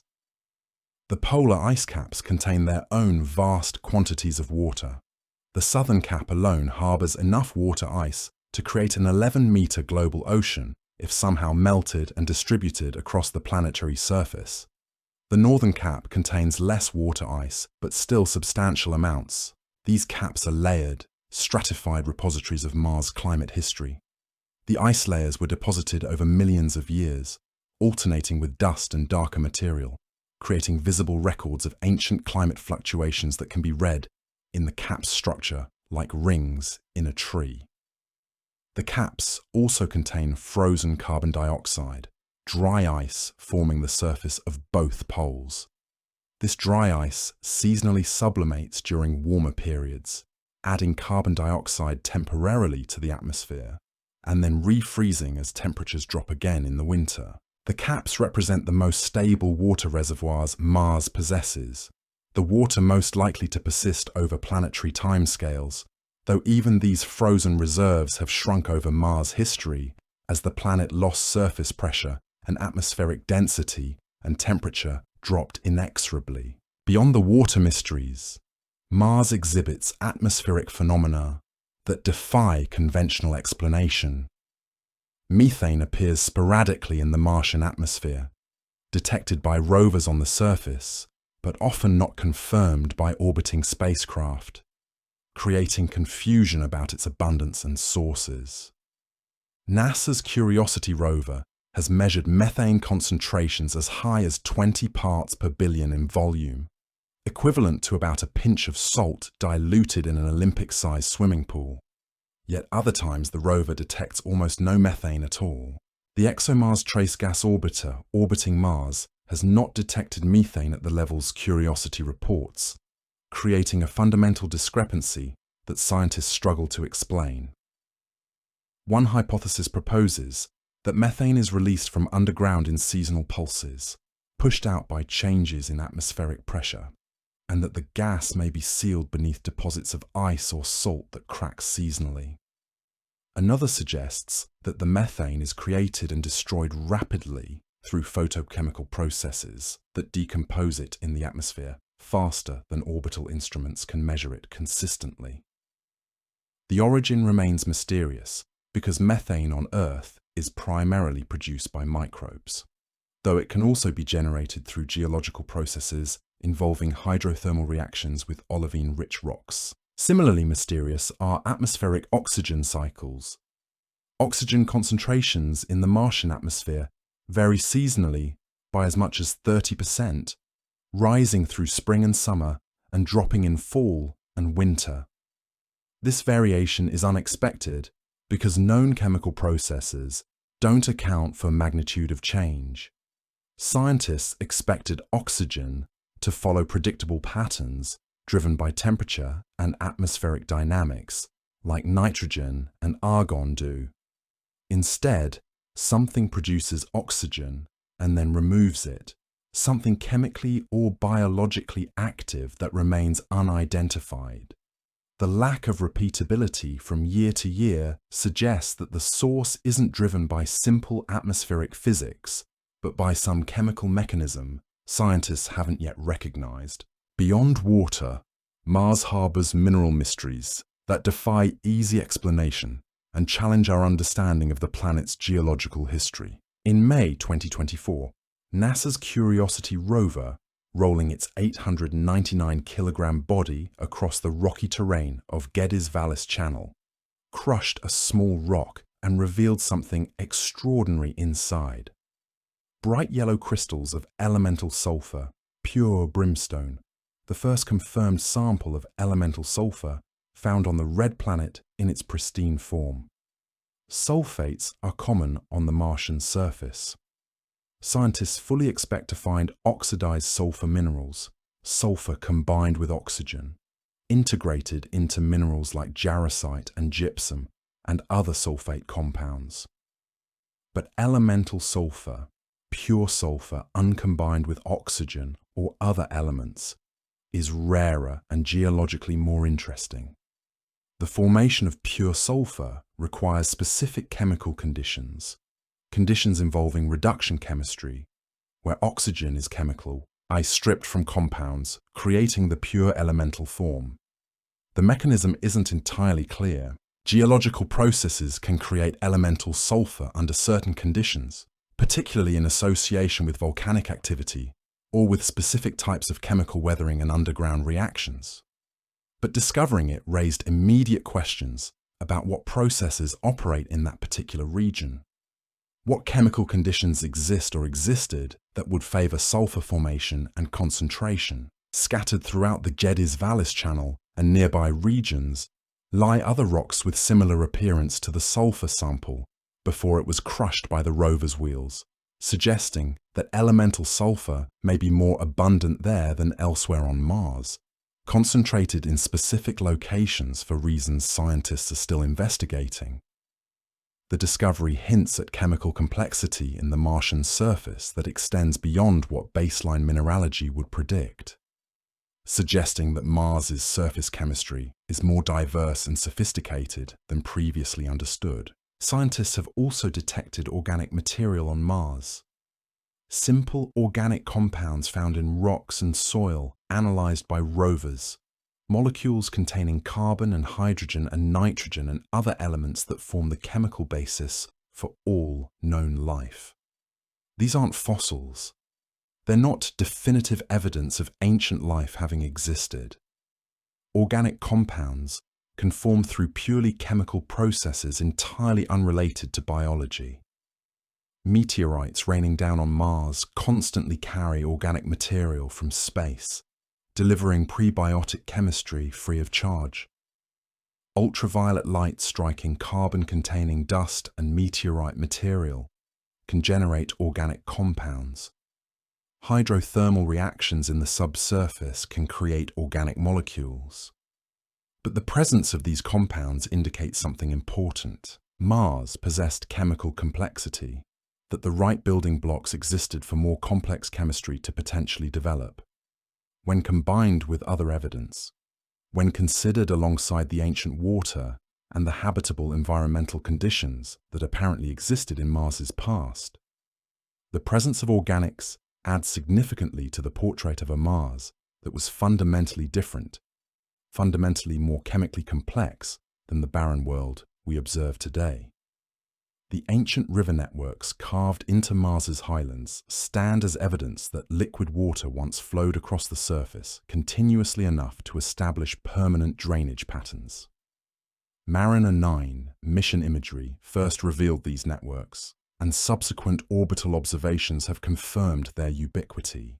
The networks branch and merge like Earth's river systems, with tributaries joining larger channels and flowing toward terminal basins or basins where they accumulated. Some of the valleys extend for hundreds of kilometers. The pattern indicates sustained water flow driven by precipitation and runoff. Water that collected in highlands, flowed downslope, carved valleys through erosion, and accumulated in lower regions.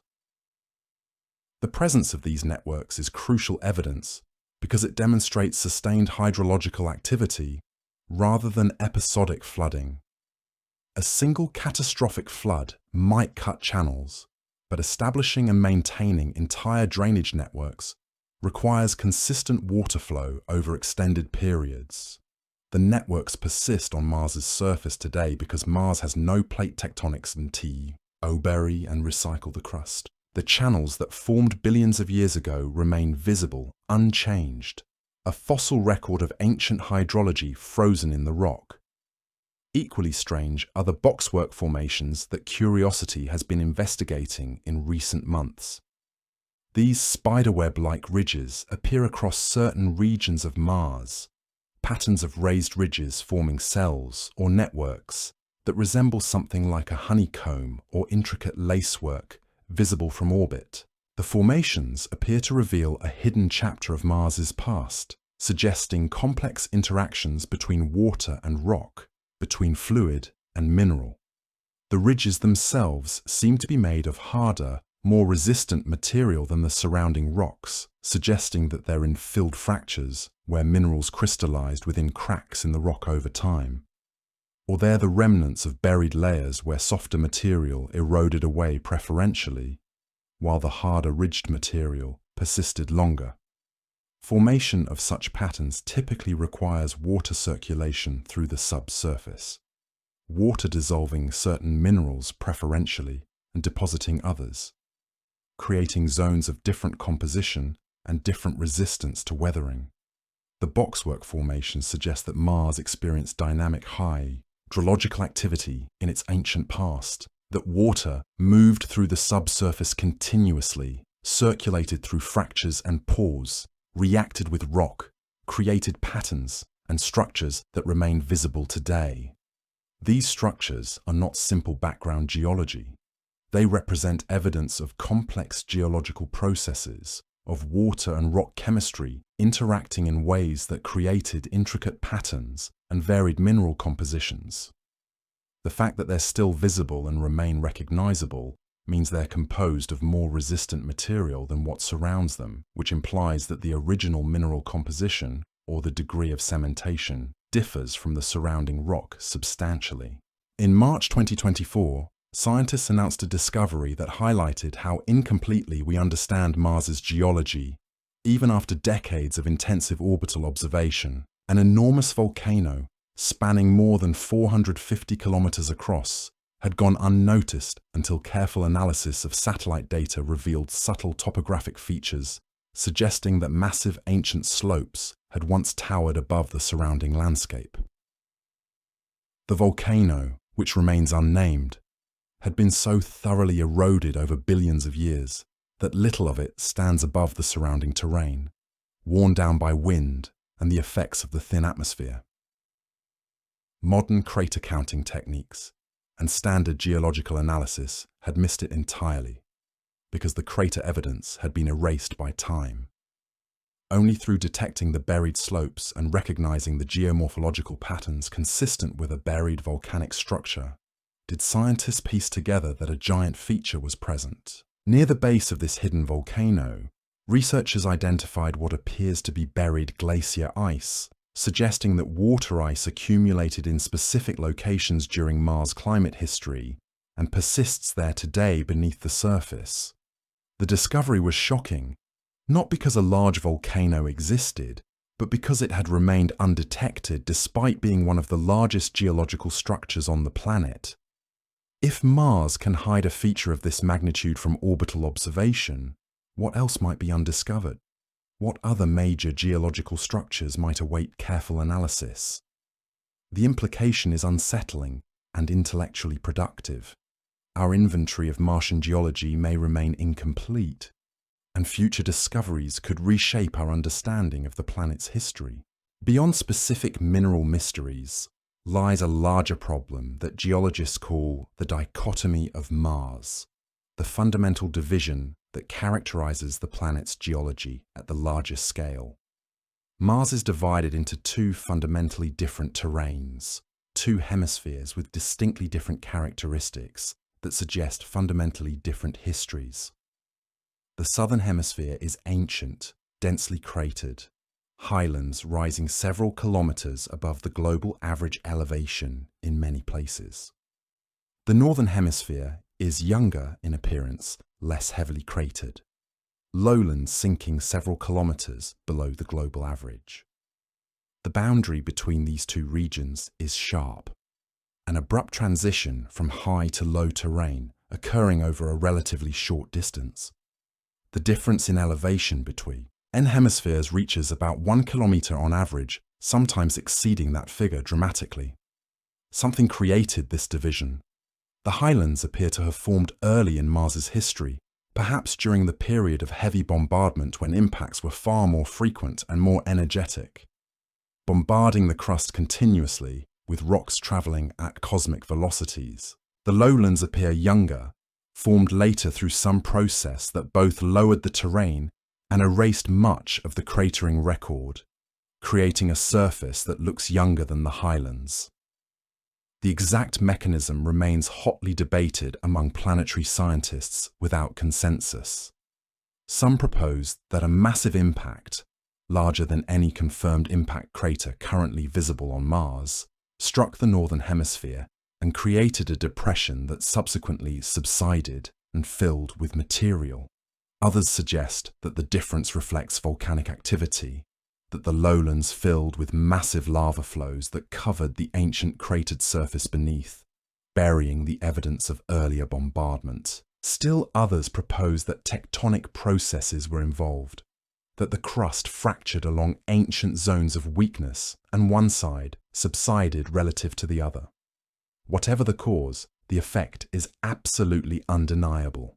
Mars has a split personality, a divided geology that reflects radically different histories in different hemispheres. The Cydonia region, famous for the face on Mars, lies near this dichotomy boundary, sitting at the transition where the character of the geology changes sharply. The topographic mystery of why Mars looks so fundamentally different in its two hemispheres remains one of the most significant unsolved problems in planetary geology. The impact cratering record on Mars tells a story of planetary violence. Mars has no active erosion processes like weather and water flow to erase old craters.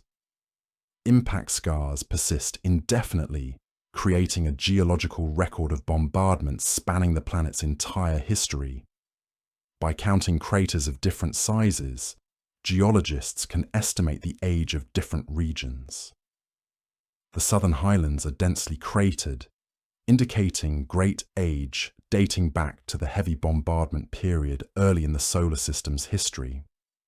The northern lowlands are less cratered, suggesting either that they formed after the bombardment ended or that they were heavily resurfaced by volcanic activity that buried older craters beneath new lava flows. Meteorite evidence provides another window into Mars' ancient past. 11 million years ago, an asteroid struck Mars and sent pieces of the red planet hurtling through space. One of these chunks eventually crashed into the Earth and became discoverable, one of the few meteorites that can be traced definitively to Mars through its chemical signature. Rock samples from Mars' Jezero crater contain minerals that typically form in water, minerals like clay that require aqueous environments to crystallize and persist. These meteorites provide direct samples of Martian material that can be studied in Earth laboratories with the full arsenal of sophisticated instruments available to geochemists and mineralogists. The study of these extraterrestrial rocks has revealed crucial information about Mars's ancient chemistry and hydrology. The face on Mars and the Cydonia region represent another kind of mystery, though not exactly in the way popular culture has portrayed it. In July 1976, Viking 1 captured an image of a 2-kilometer-long mesa at 40.75 degrees north latitude that appeared to have the features of a human face, a striking visual illusion that captured public imagination and spawned decades of speculation about artificial structures on Mars.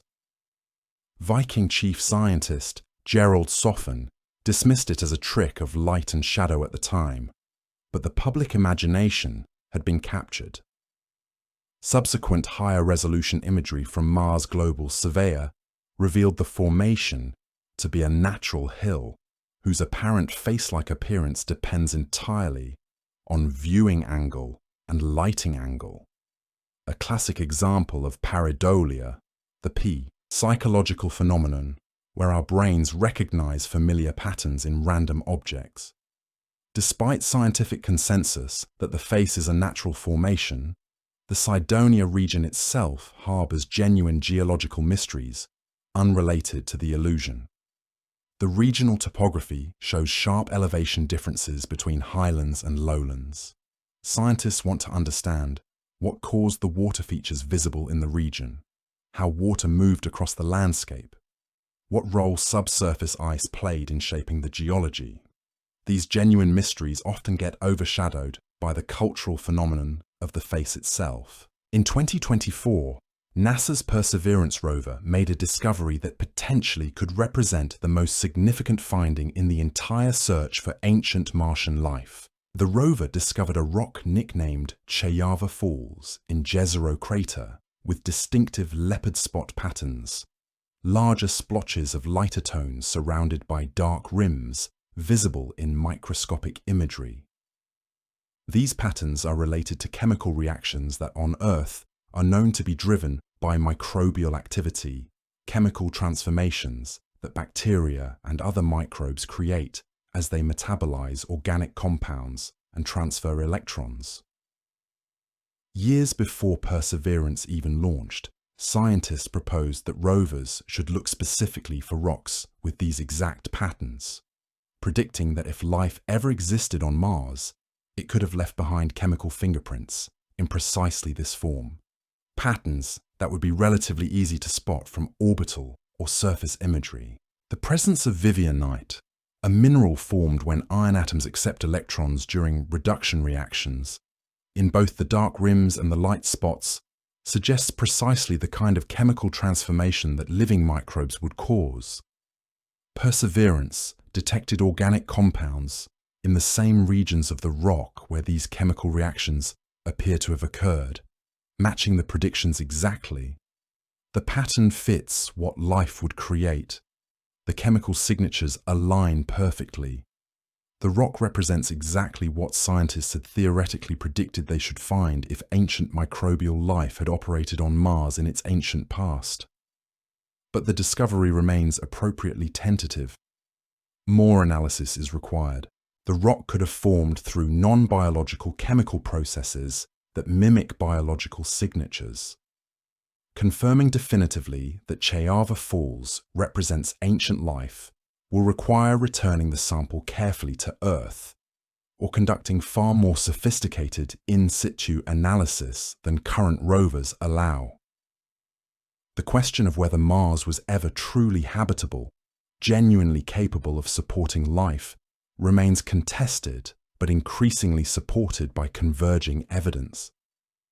The ancient river networks carved into the highlands represent liquid water flowing across the surface continuously, water that fell as precipitation and flowed downhill through established channels. The existence of these networks requires not just one wet event, but sustained water flow over extended periods, perhaps millions of years. The mineral evidence shows that water chemistry varied significantly, that different minerals formed in different environments under different conditions, suggesting a complex hydrological history with multiple periods of liquid water activity interspersed with periods of drying. The organic compounds present in ancient rocks demonstrate that the building blocks of life, the carbon-based chemistry that life requires, were available in the right combinations. The evidence that the ancient atmosphere was thicker and denser, that atmospheric pressure was higher, that temperatures were warmer due to greenhouse warming, all suggests conditions more compatible with liquid water persisting on the surface, rather than evaporating or freezing immediately. If all these factors align, if ancient Mars truly had water, atmosphere, chemistry, and warmth all present simultaneously, then the crucial question becomes not whether Mars was habitable in principle, but whether life actually emerged from non-biological chemistry. This remains unknowable without samples carefully collected from deep in the Martian subsurface and returned to Earth, without being able to search in situ with far more sophisticated instruments designed specifically to detect biosignatures and distinguish them from chemical artifacts. The Perseverance rover carries tools designed for exactly this purpose. Instruments that can look for chemical signatures that life would create, but definitive answers remain beyond our current reach.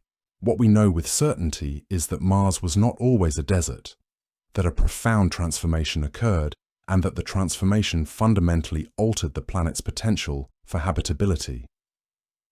Whether life emerged during the wet periods, whether it thrived in that ancient Mars that was so radically different from the world we see today, whether it survived the transition to the cold surface and persists today in hidden subsurface refuges, these questions remain genuinely open, despite centuries of accumulated data.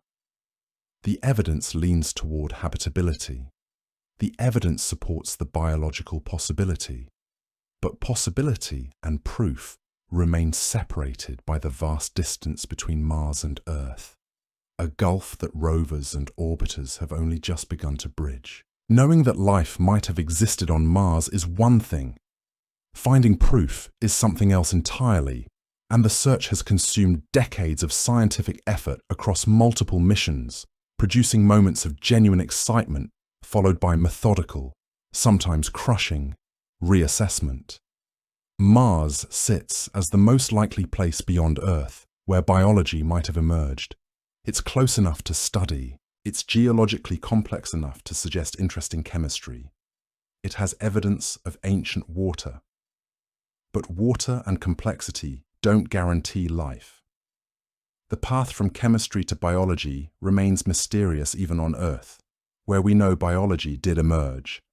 On Mars, without active biological systems to study, we have only geology and chemistry to work with. We're searching for fingerprints of processes that may have stopped billions of years ago. The evidence we have found is fragmentary, suggestive, but never quite definitive in the way scientists would prefer.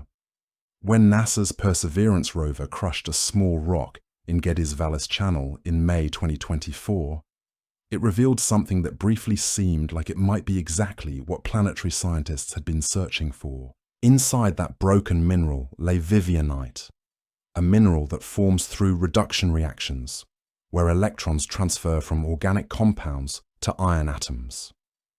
On Earth, this process happens frequently through microbial activity, though it also occurs through non-biological means. Microbes consume organic compounds and dump electrons onto iron atoms, creating distinctive chemical signatures that mark their presence in ancient rocks. But the same chemical transformation can happen through inorganic chemistry, through reactions in hydrothermal systems, or through interactions between water, rock, and reactive minerals in subsurface environments. This is the crucial challenge in reading Mars' geological record. The chemistry might show biological fingerprints. The chemistry might show coincidental geological patterns that resemble biological fingerprints. Telling the difference requires multiple lines of evidence converging on the same conclusion. The rock displayed patterns called leopard spots, distinctive splotches of lighter tones surrounded by dark rims. Exactly the kind of feature scientists had predicted they should look for if ancient life had operated on Mars. The mechanism is straightforward in theory. If microbial life consumed organic compounds on ancient Mars, it would have had to transfer electrons somewhere. Iron atoms in the rock provided a convenient sink for those electrons. When iron accepts electrons, it chemica. Li transforms from rust-red iron oxide into pale tan minerals like vivianite. The spots and rims visible in Cheyava Falls appear to trace this exact process. Perseverance found organic compounds in the same regions where these chemical reactions appeared to have occurred. The alignment seemed almost too perfect. Years before Perseverance even launched, scientists had proposed that rovers should search for exactly these kinds of rocks, predicting that if Martian life ever existed, it would have left behind these distinctive chemical fingerprints, readable through mineralogical analysis. The logic was straightforward. Ancient Earth rocks show similar patterns where microbial mats and microbial biofilms altered their local chemical environment. Microbes extract energy from chemical gradients, from differences in chemical composition between one location and another. They consume reactants and produce waste products. Over time, this activity creates localized regions with different chemical compositions, creating the possibility for distinctive mineral formations to appear. On Mars, if life ever emerged, it would have followed the same thermodynamic logic. It would have needed to extract energy from available chemical sources. It would have modified its local chemistry. The evidence might be readable in the rock record if we looked carefully enough. The rock, nicknamed Cheyava Falls, appeared to match every prediction. But appearing to match and actually confirming are separated by the vast distance between suggestive and proven. The chemical transformations could theoretically have occurred through non-biological processes, through geological mechanisms that mimic life without requiring life to be present, hydrothermal reactions in the subsurface, or chemical weathering driven by water circulating through rock, could potentially produce similar patterns without any biological involvement. Scientists studying the rock intensely, analyzing its composition at microscopic scales, looking for additional lines of evidence that might support the biological interpretation. If multiple independent lines of evidence all pointed toward biology, the case would be far more compelling. But with just the mineral patterns and organic compounds, the evidence remains tantalizing but not conclusive. The rock remains intriguing, scientifically significant, but not yet the smoking gun that would confirm ancient Martian microbiology definitively. What makes Chejava Falls genuinely important is not that it proves life existed, but that it demonstrates the kind of evidence that future samples might reveal if ancient life truly was present. It shows that perseverance can find the right kinds of rocks. It shows that biosignatures, if present, might be detectable. It demonstrates that the strategy for searching for life on Mars is sound, even if this particular rock remains ambiguous in its interpretation. Oh, the history of life detection on Mars is cluttered with tantalizing moments that later resisted straightforward interpretation.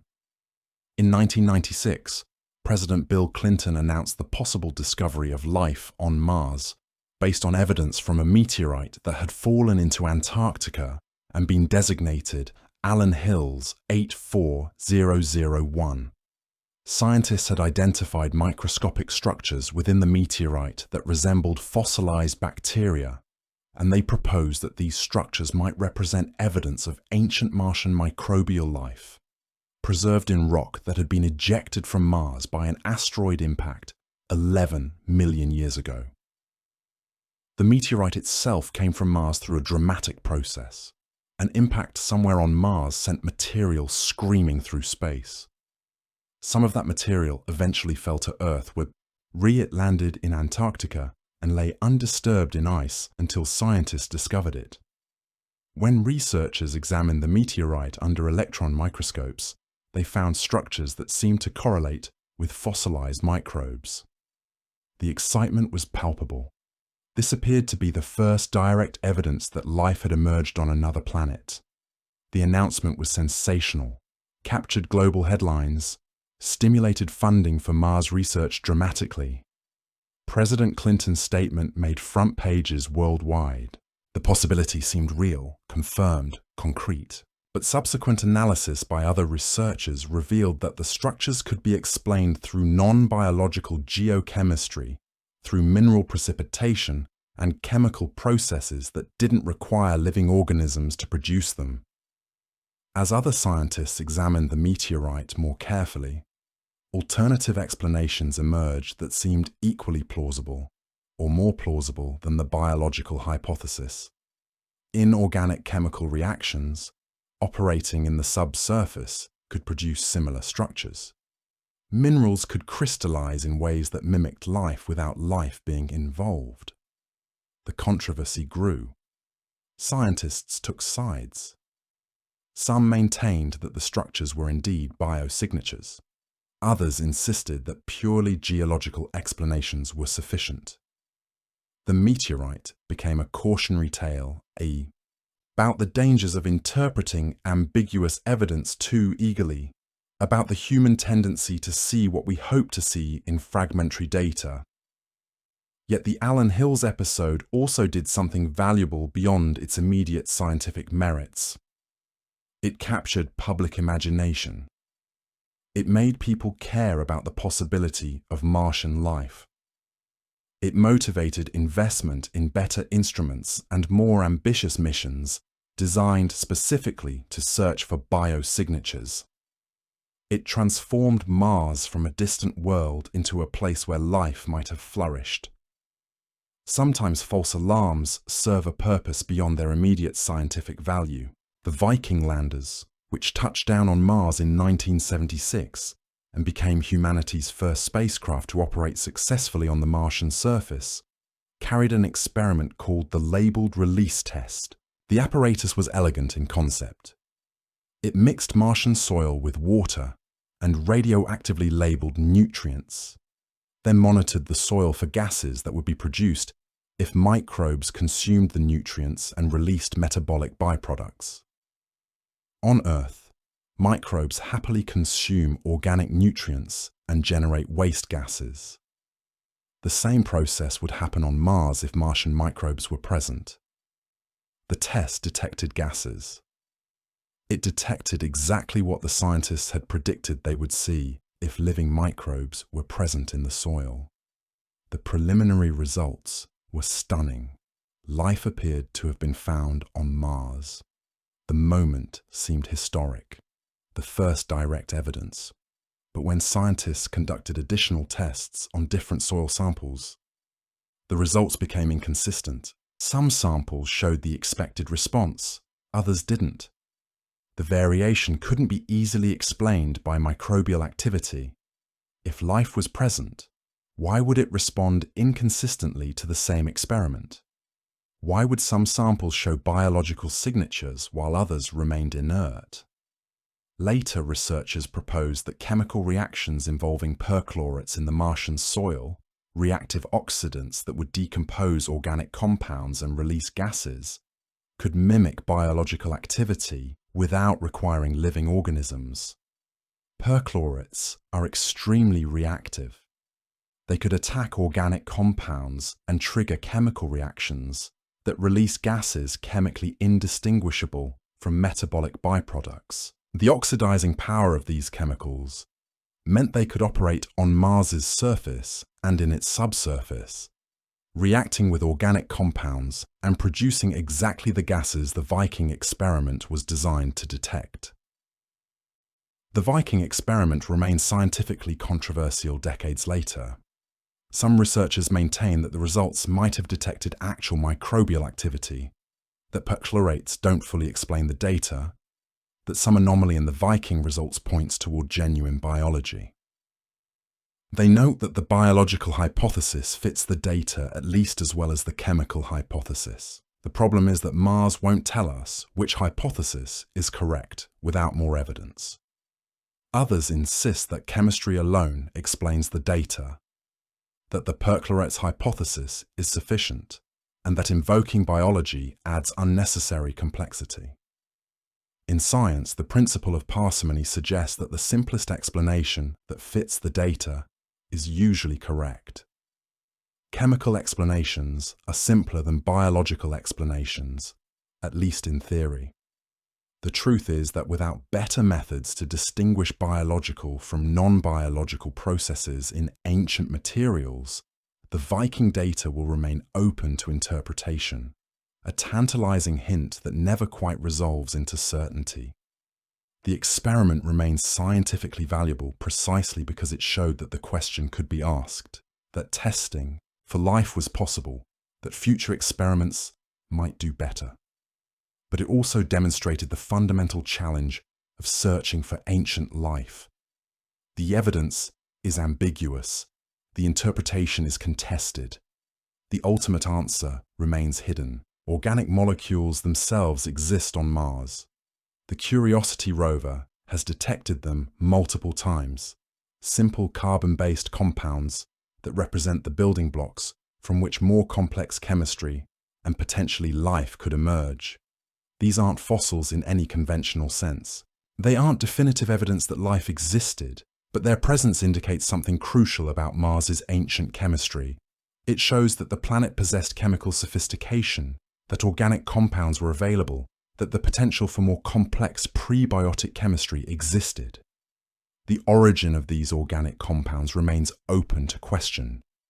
Meteorites constantly bombard Mars, just as they bombard Earth. These meteorites carry organic matter from the early solar system, delivering ready-made organic chemistry to any planetary surface they strike. Mars receives a continuous delivery of this material from space. Additionally, ultraviolet light-striking carbon-containing material generates organic compounds through non-biological chemistry. Sunlight breaks apart simple molecules and permits them to recombine into more complex forms. On Earth, organic compounds form through biological processes and through non-biological chemistry, operating in the atmosphere and in the subsurface. Mars appears to have experienced similar processes. The planet could generate organic chemistry through meteorite delivery, through photochemistry driven by ultraviolet light, through chemical reactions operating in subsurface environments where water and rock interact. The complexity and diversity of organic compounds on Mars match what scientists would expect from abiotic chemistry operating over billions of years. Mars shows similar organic complexity to early Earth. Whether that complexity ever crossed the threshold into actual life, whether organic chemistry became organized into self-replicating systems that could be called biological, remains unanswerable with current evidence. But understanding whether life could have existed requires understanding the environmental conditions life would have required. One major challenge is radiation. Modern Mars lacks a protective magnetic field, leaving the surface bathed continuously in cosmic radiation and energetic particles from the solar wind. This radiation would be lethal to most organisms we know. The dosage at Mars's surface today is roughly 10 times higher than the dosage astronauts receive on the International Space Station. DNA would be damaged rapidly by this level of radiation. Complex organisms would struggle to survive. But early Mars may have been different. If the planet possessed a stronger magnetic field, if atmospheric conditions were different, if organisms existed in subsurface refuges protected from radiation by overlying rock and soil, then the radiation problem becomes less insurmountable. The question pivots from whether radiation kills life to where life could hide from radiation. Subsurface environments offer protection. Meters of soil attenuate radiation significantly. Kilometers of rock above attenuate radiation effectively, reducing surface dosages to tolerable levels even for sensitive organisms. Water offers similar protection. Liquid water circulating in subsurface aquifers would shield any organisms within it from cosmic radiation and solar wind particles.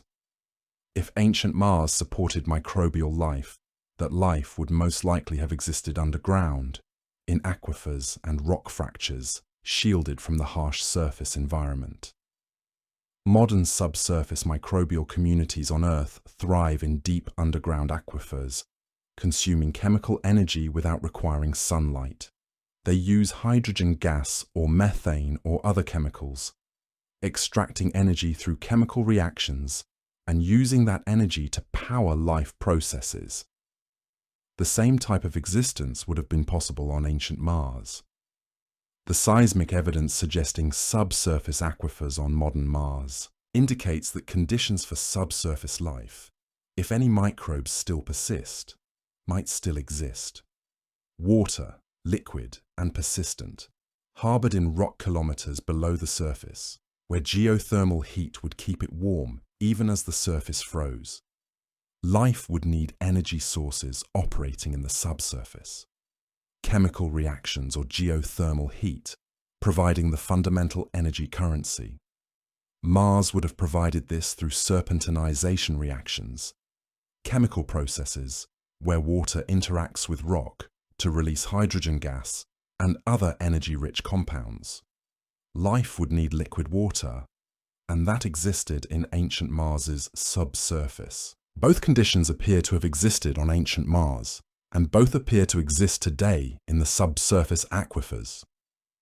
Whether these conditions ever generated life, that remains the central unanswered question, the question that will drive Mars exploration for decades to come. The atmospheric mysteries continue to deepen with each passing Martian year of observations. Methane appears sporadically, detected one season and absent or nearly undetectable the next. The Curiosity rover measures methane levels averaging less than half a part per billion, equivalent to a pinch of salt in an Olympic swimming pool. Yet occasionally, the rover detects spikes reaching 20 parts per billion, a 40-fold increase that then drops back down. These pulses seem to follow patterns, appearing in certain seasons, but the pattern isn't perfectly consistent. Oxygen cycles dramatically, rising 30% in spring and summer, before dropping back to chemically predicted levels in fall. These variations suggest something unknown is producing and consuming these gases. something that isn't driven purely by atmospheric circulation or by known photochemical reactions. Scientists propose that methane might be released from underground in seasonal pulses as atmospheric pressure changes force gases out of the subsurface.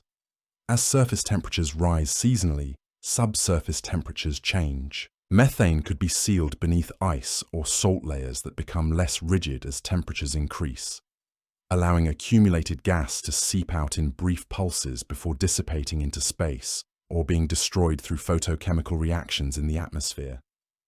The hypothesis explains some observations, but not all. The oxygen variations are even more mysterious because known chemical processes don't explain the magnitude of seasonal change. Models predicting oxygen production and destruction based on known chemistry predict much smaller variations than what Curiosity actually observes. Something is producing oxygen in spring and summer, and something else is removing it in fall and winter, and the mechanism remains unidentified. Scientists have proposed various hypotheses. Microbes producing oxygen through photosynthesis. Minerals reacting with water and releasing oxygen. Reactions on the soil surface driven by ultraviolet light. None of these explanations consistently predict the observed patterns. The lack of consistency from year to year suggests that whatever produces these gases doesn't operate through simple atmospheric dynamics alone. The variations seem larger in some years than others, suggesting a source that varies in output, something that doesn't run like a clock but like something biological or something chemically variable. If the source were purely physical, like atmospheric circulation, we'd expect it to be consistent from year to year. But Curiosity observes year-to-year differences. One Martian year might show larger oxygen spikes than the next. This variability hints at something more complex than simple physics. Perhaps weather patterns change from year to year, affecting how temperature changes trigger methane release. Perhaps dust storm intensity varies, affecting how much water vapor reaches the upper atmosphere. Perhaps chemical processes are involved that operate differently depending on conditions in preceding seasons. The mystery deepens with continued observations. The boxwork formations that Curiosity has been investigating are perhaps equally enigmatic in their implications. These spiderweb-like ridges appear across certain regions, networks of raised material, forming patterns visible from orbit. The ridges form interconnected cells, resembling honeycomb or lacework carved into the landscape. The ridges themselves appear to be made of harder, more resistant material than the surrounding rock, suggesting that they're either mineral-filled fractures or buried layers where softer material eroded preferentially while the harder ridged material persisted. The formation mechanism is geologically straightforward in principle, but implies significant hydrology. Water circulating through the subsurface would percolate through fractures in the rock. As the water moved, it would dissolve certain minerals preferentially, removing them from the rock matrix. In some locations, the water would cool or change chemistry, causing different minerals to precipitate and fill fractures with new mineral material. This process, operating over long periods, would create veins of hard mineral material thin, softer surrounding rock. When the softer material eventually eroded away, the harder mineral veins would remain as raised ridges. The boxwork formations suggest that Mars experienced complex hydrological activity in its ancient past, that water moved through the subsurface continuously and extensively, that chemistry was operating at scales and durations that would permit elaborate mineral formations to develop. The patterns are too systematic, too widespread, too intricate to be explained through brief or episodic water flow. They require sustained, consistent water circulation through the subsurface, conditions that would be compatible with supporting subsurface life if any microbes were present. Recent orbital observations have revealed features that further complicate our understanding of Mars's atmospheric and surface chemistry. Scientists studying satellite imagery detected unusual light flashes appearing briefly in locations across the Martian surface. Emissions that initially seemed anomalous and potentially explained through various mechanisms, including methane combustion or fluorescence from minerals excited by ultraviolet light. The flashes occur unpredictably. They appear in various locations. Some researchers suggested they might be impacts of small meteorites striking the surface with enough energy to create brief light emissions. Others proposed luminescence from minerals containing fluorescent compounds that could be excited by solar ultraviolet light. Still others suggested transient combustion events where methane or other reactive gases briefly ignite in the Martian atmosphere or on the surface. The flashes remain poorly understood despite their intriguing nature. They're rare enough that detailed study proves difficult. A handful of observations spread across multiple years and many locations prevents easy characterization. They're intriguing enough that they warrant continued investigation. The phenomenon hints at chemical processes operating on Mars's surface that we don't yet fully comprehend. Chemical reactions or physical processes that produce visible light emissions under specific conditions. If the flashes are meteorite impacts, they provide information about impact rates and dust circulation on Mars. If they're chemical reactions, they suggest reactive chemistry happening on the surface or in the atmosphere under specific seasonal or weather conditions. The mystery remains unresolved, another puzzle piece that doesn't yet fit into any clear picture of how Mars operates. The disappearance of Mars' atmosphere remains one of the planet's most profound mysteries, a transformation that changed Mars from a potentially habitable world into the frozen desert we observe today.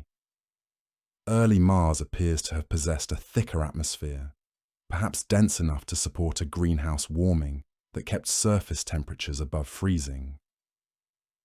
Warmer surface temperatures would have allowed liquid water to flow across the surface in rivers and streams. Over billions of years, the atmosphere was lost through multiple mechanisms operating simultaneously and reinforcing each other. Solar wind particles stripped ions from the upper atmosphere once the planet's magnetic field failed 4 billion years ago. Without the magnetic field's protection, the solar wind slammed directly into the upper atmosphere. High-energy particles collided with atmospheric molecules, knocking electrons free and creating ions. These ions, once ionized, were easily swept away by the solar wind, escaping to space. Water vapor, carried to the upper atmosphere during dust storms, escaped to space. During seasonal dust storms, the entire atmosphere circulates. Dust particles heat the atmosphere, and water vapor rises to altitudes it couldn't normally reach. In the upper atmosphere, ultraviolet light from the sun breaks water molecules apart. Hydrogen escapes to space easily. Oxygen recombines more slowly. The net effect is a slow loss of water to space, hydrogen atom by hydrogen atom. Chemical reactions locked atmospheric gases into the crust as carbonate minerals and other compounds. Carbon dioxide reacting with water and rock forms carbonates, minerals that incorporate the carbon into solid form.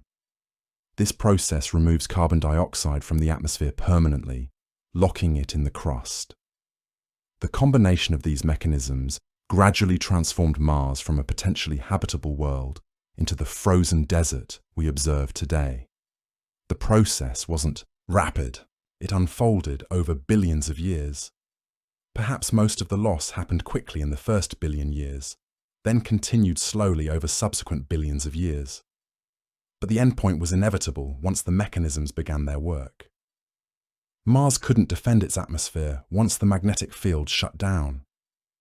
The transformation sealed Mars's fate, transforming what might have been a habitable world into a place where the surface environment became incompatible with life as we understand it. In March 2024, scientists announced the discovery of an enormous volcano that had remained undetected despite being one of the largest geological structures on Mars. The volcano, spanning more than 450 kilometers across, had been so thoroughly eroded over billions of years that little of it stood above the surrounding terrain. The topography was so subdued, so gradual, that it resembled plains rather than a mountain.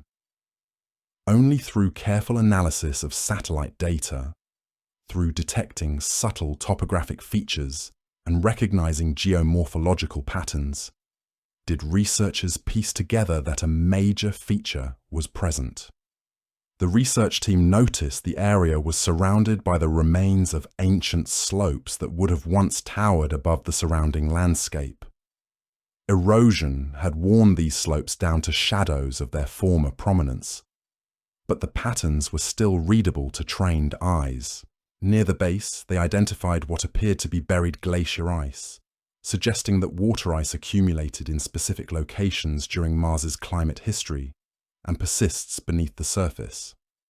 The presence of ice indicated that this location could be a prime site for astrobiological research, a place where liquid water might have operated and where subsurface ice might still harbour conditions compatible with past or present microbial life. The discovery was shocking, not because large volcanoes shouldn't exist on Mars. Scientists expected them. Multiple giant volcanoes are known on Mars, but because a feature of this magnitude had escaped detection despite decades of intensive orbital observation. Multiple spacecraft with increasingly sophisticated imaging technology had orbited Mars without clearly revealing this enormous structure. If Mars can hide something this large, what else might remain undiscovered? What other major geological structures might await careful analysis? How many other features might be hiding in the subtle topography, eroded down to barely visible signatures of their former grandeur? The implication is unsettling. Our inventory of Martian geology may remain substantially incomplete. The surface of Mars may harbour secrets of its past, written in eroded geological features that we haven't yet learned to read. The elemental sulfur discovered when Curiosity crushed a rock in Valles channel raised equally important questions about Martian surface chemistry. Sulfates are common on Mars, oxidized sulfur incorporated into various minerals like jarosite and gypsum. These minerals form when sulfur gets oxidized, when oxygen atoms attach to sulfur, changing it from elemental form into oxidized compounds. But elemental sulfur, pure sulfur uncombined with oxygen and existing in crystalline form, is rarer and geologically more interesting. Yellow brimstone crystals don't form everywhere. Their formation requires specific chemical conditions involving reduction chemistry where oxygen is stripped from compounds through reactions that require particular environmental conditions. The mechanism isn't entirely clear.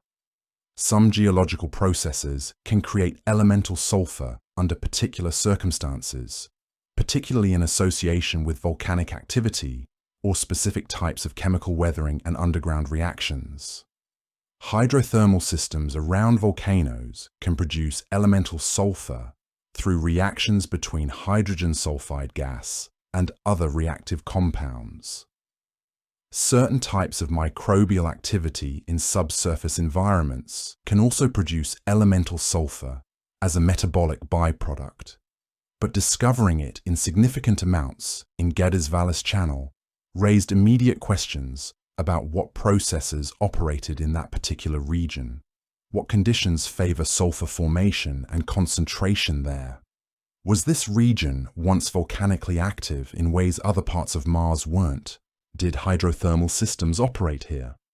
Did ancient microbes process sulfur and deposit elemental sulfur as a metabolic trace? Scattered throughout the area lie other rocks with similar appearance, suggesting that elemental sulfur may be more abundant in that location than elsewhere on Mars, concentrated through processes scientists are still investigating. The discovery demonstrates that Mars's surface chemistry is more diverse and more complex than simple models would predict. Different regions have different mineral compositions, reflecting different geological histories and different chemical processes. The overarching question haunting all of this research remains simple and profound. Did life ever emerge on Mars during those ancient periods when conditions appeared more habitable? Or did Mars remain a chemical world, complex and sophisticated in its geology and atmospheric composition, but never crossing the threshold into actual biology? The evidence leans toward habitability, though not definitively. The pieces align, at least partially. Ancient water, organic compounds, potential energy sources in subsurface chemistry, protective environments beneath the surface where radiation couldn't reach. The building blocks were present, the chemical complexity was present, the environmental conditions appear to have been compatible with life. But possibility and proof are separated by vast distances that rovers and orbiters have only just begun to bridge. The absence of proof of life isn't proof of the absence of life. The fact that we haven't found definitive biosignatures yet doesn't mean they don't exist. They may be hidden in subsurface locations we haven't accessed. They may have been destroyed by radiation and geological processes over billions of years. They may be present in forms we don't yet know how to recognize. Perseverance continues its work on Mars's surface, carefully analyzing rocks and searching for chemical signatures that life would create.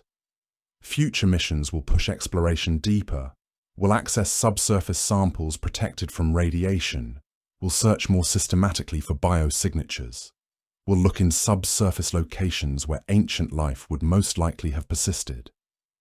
Each discovery adds complexity to the puzzle. Each new piece of data refines our understanding of what Mars was and what it might have contained.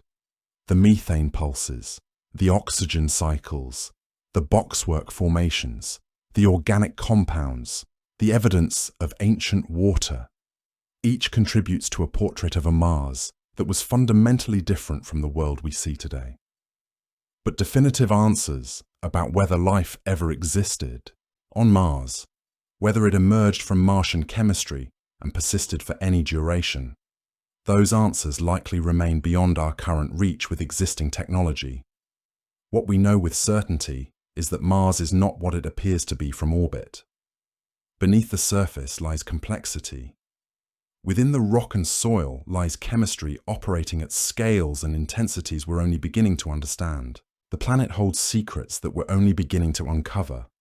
The most profound secret of all, whether life ever called Mars home, whether biological systems ever arose from chemical systems on the red planet, remains tantalizingly close to being answered, but not yet within our grasp. The next decade of Mars exploration will push us closer to that answer. New techniques will allow us to search subsurface environments. New instruments will help us distinguish biological from non-biological processes with greater confidence, but certainty may remain elusive even then. Mars keeps its deepest secrets carefully,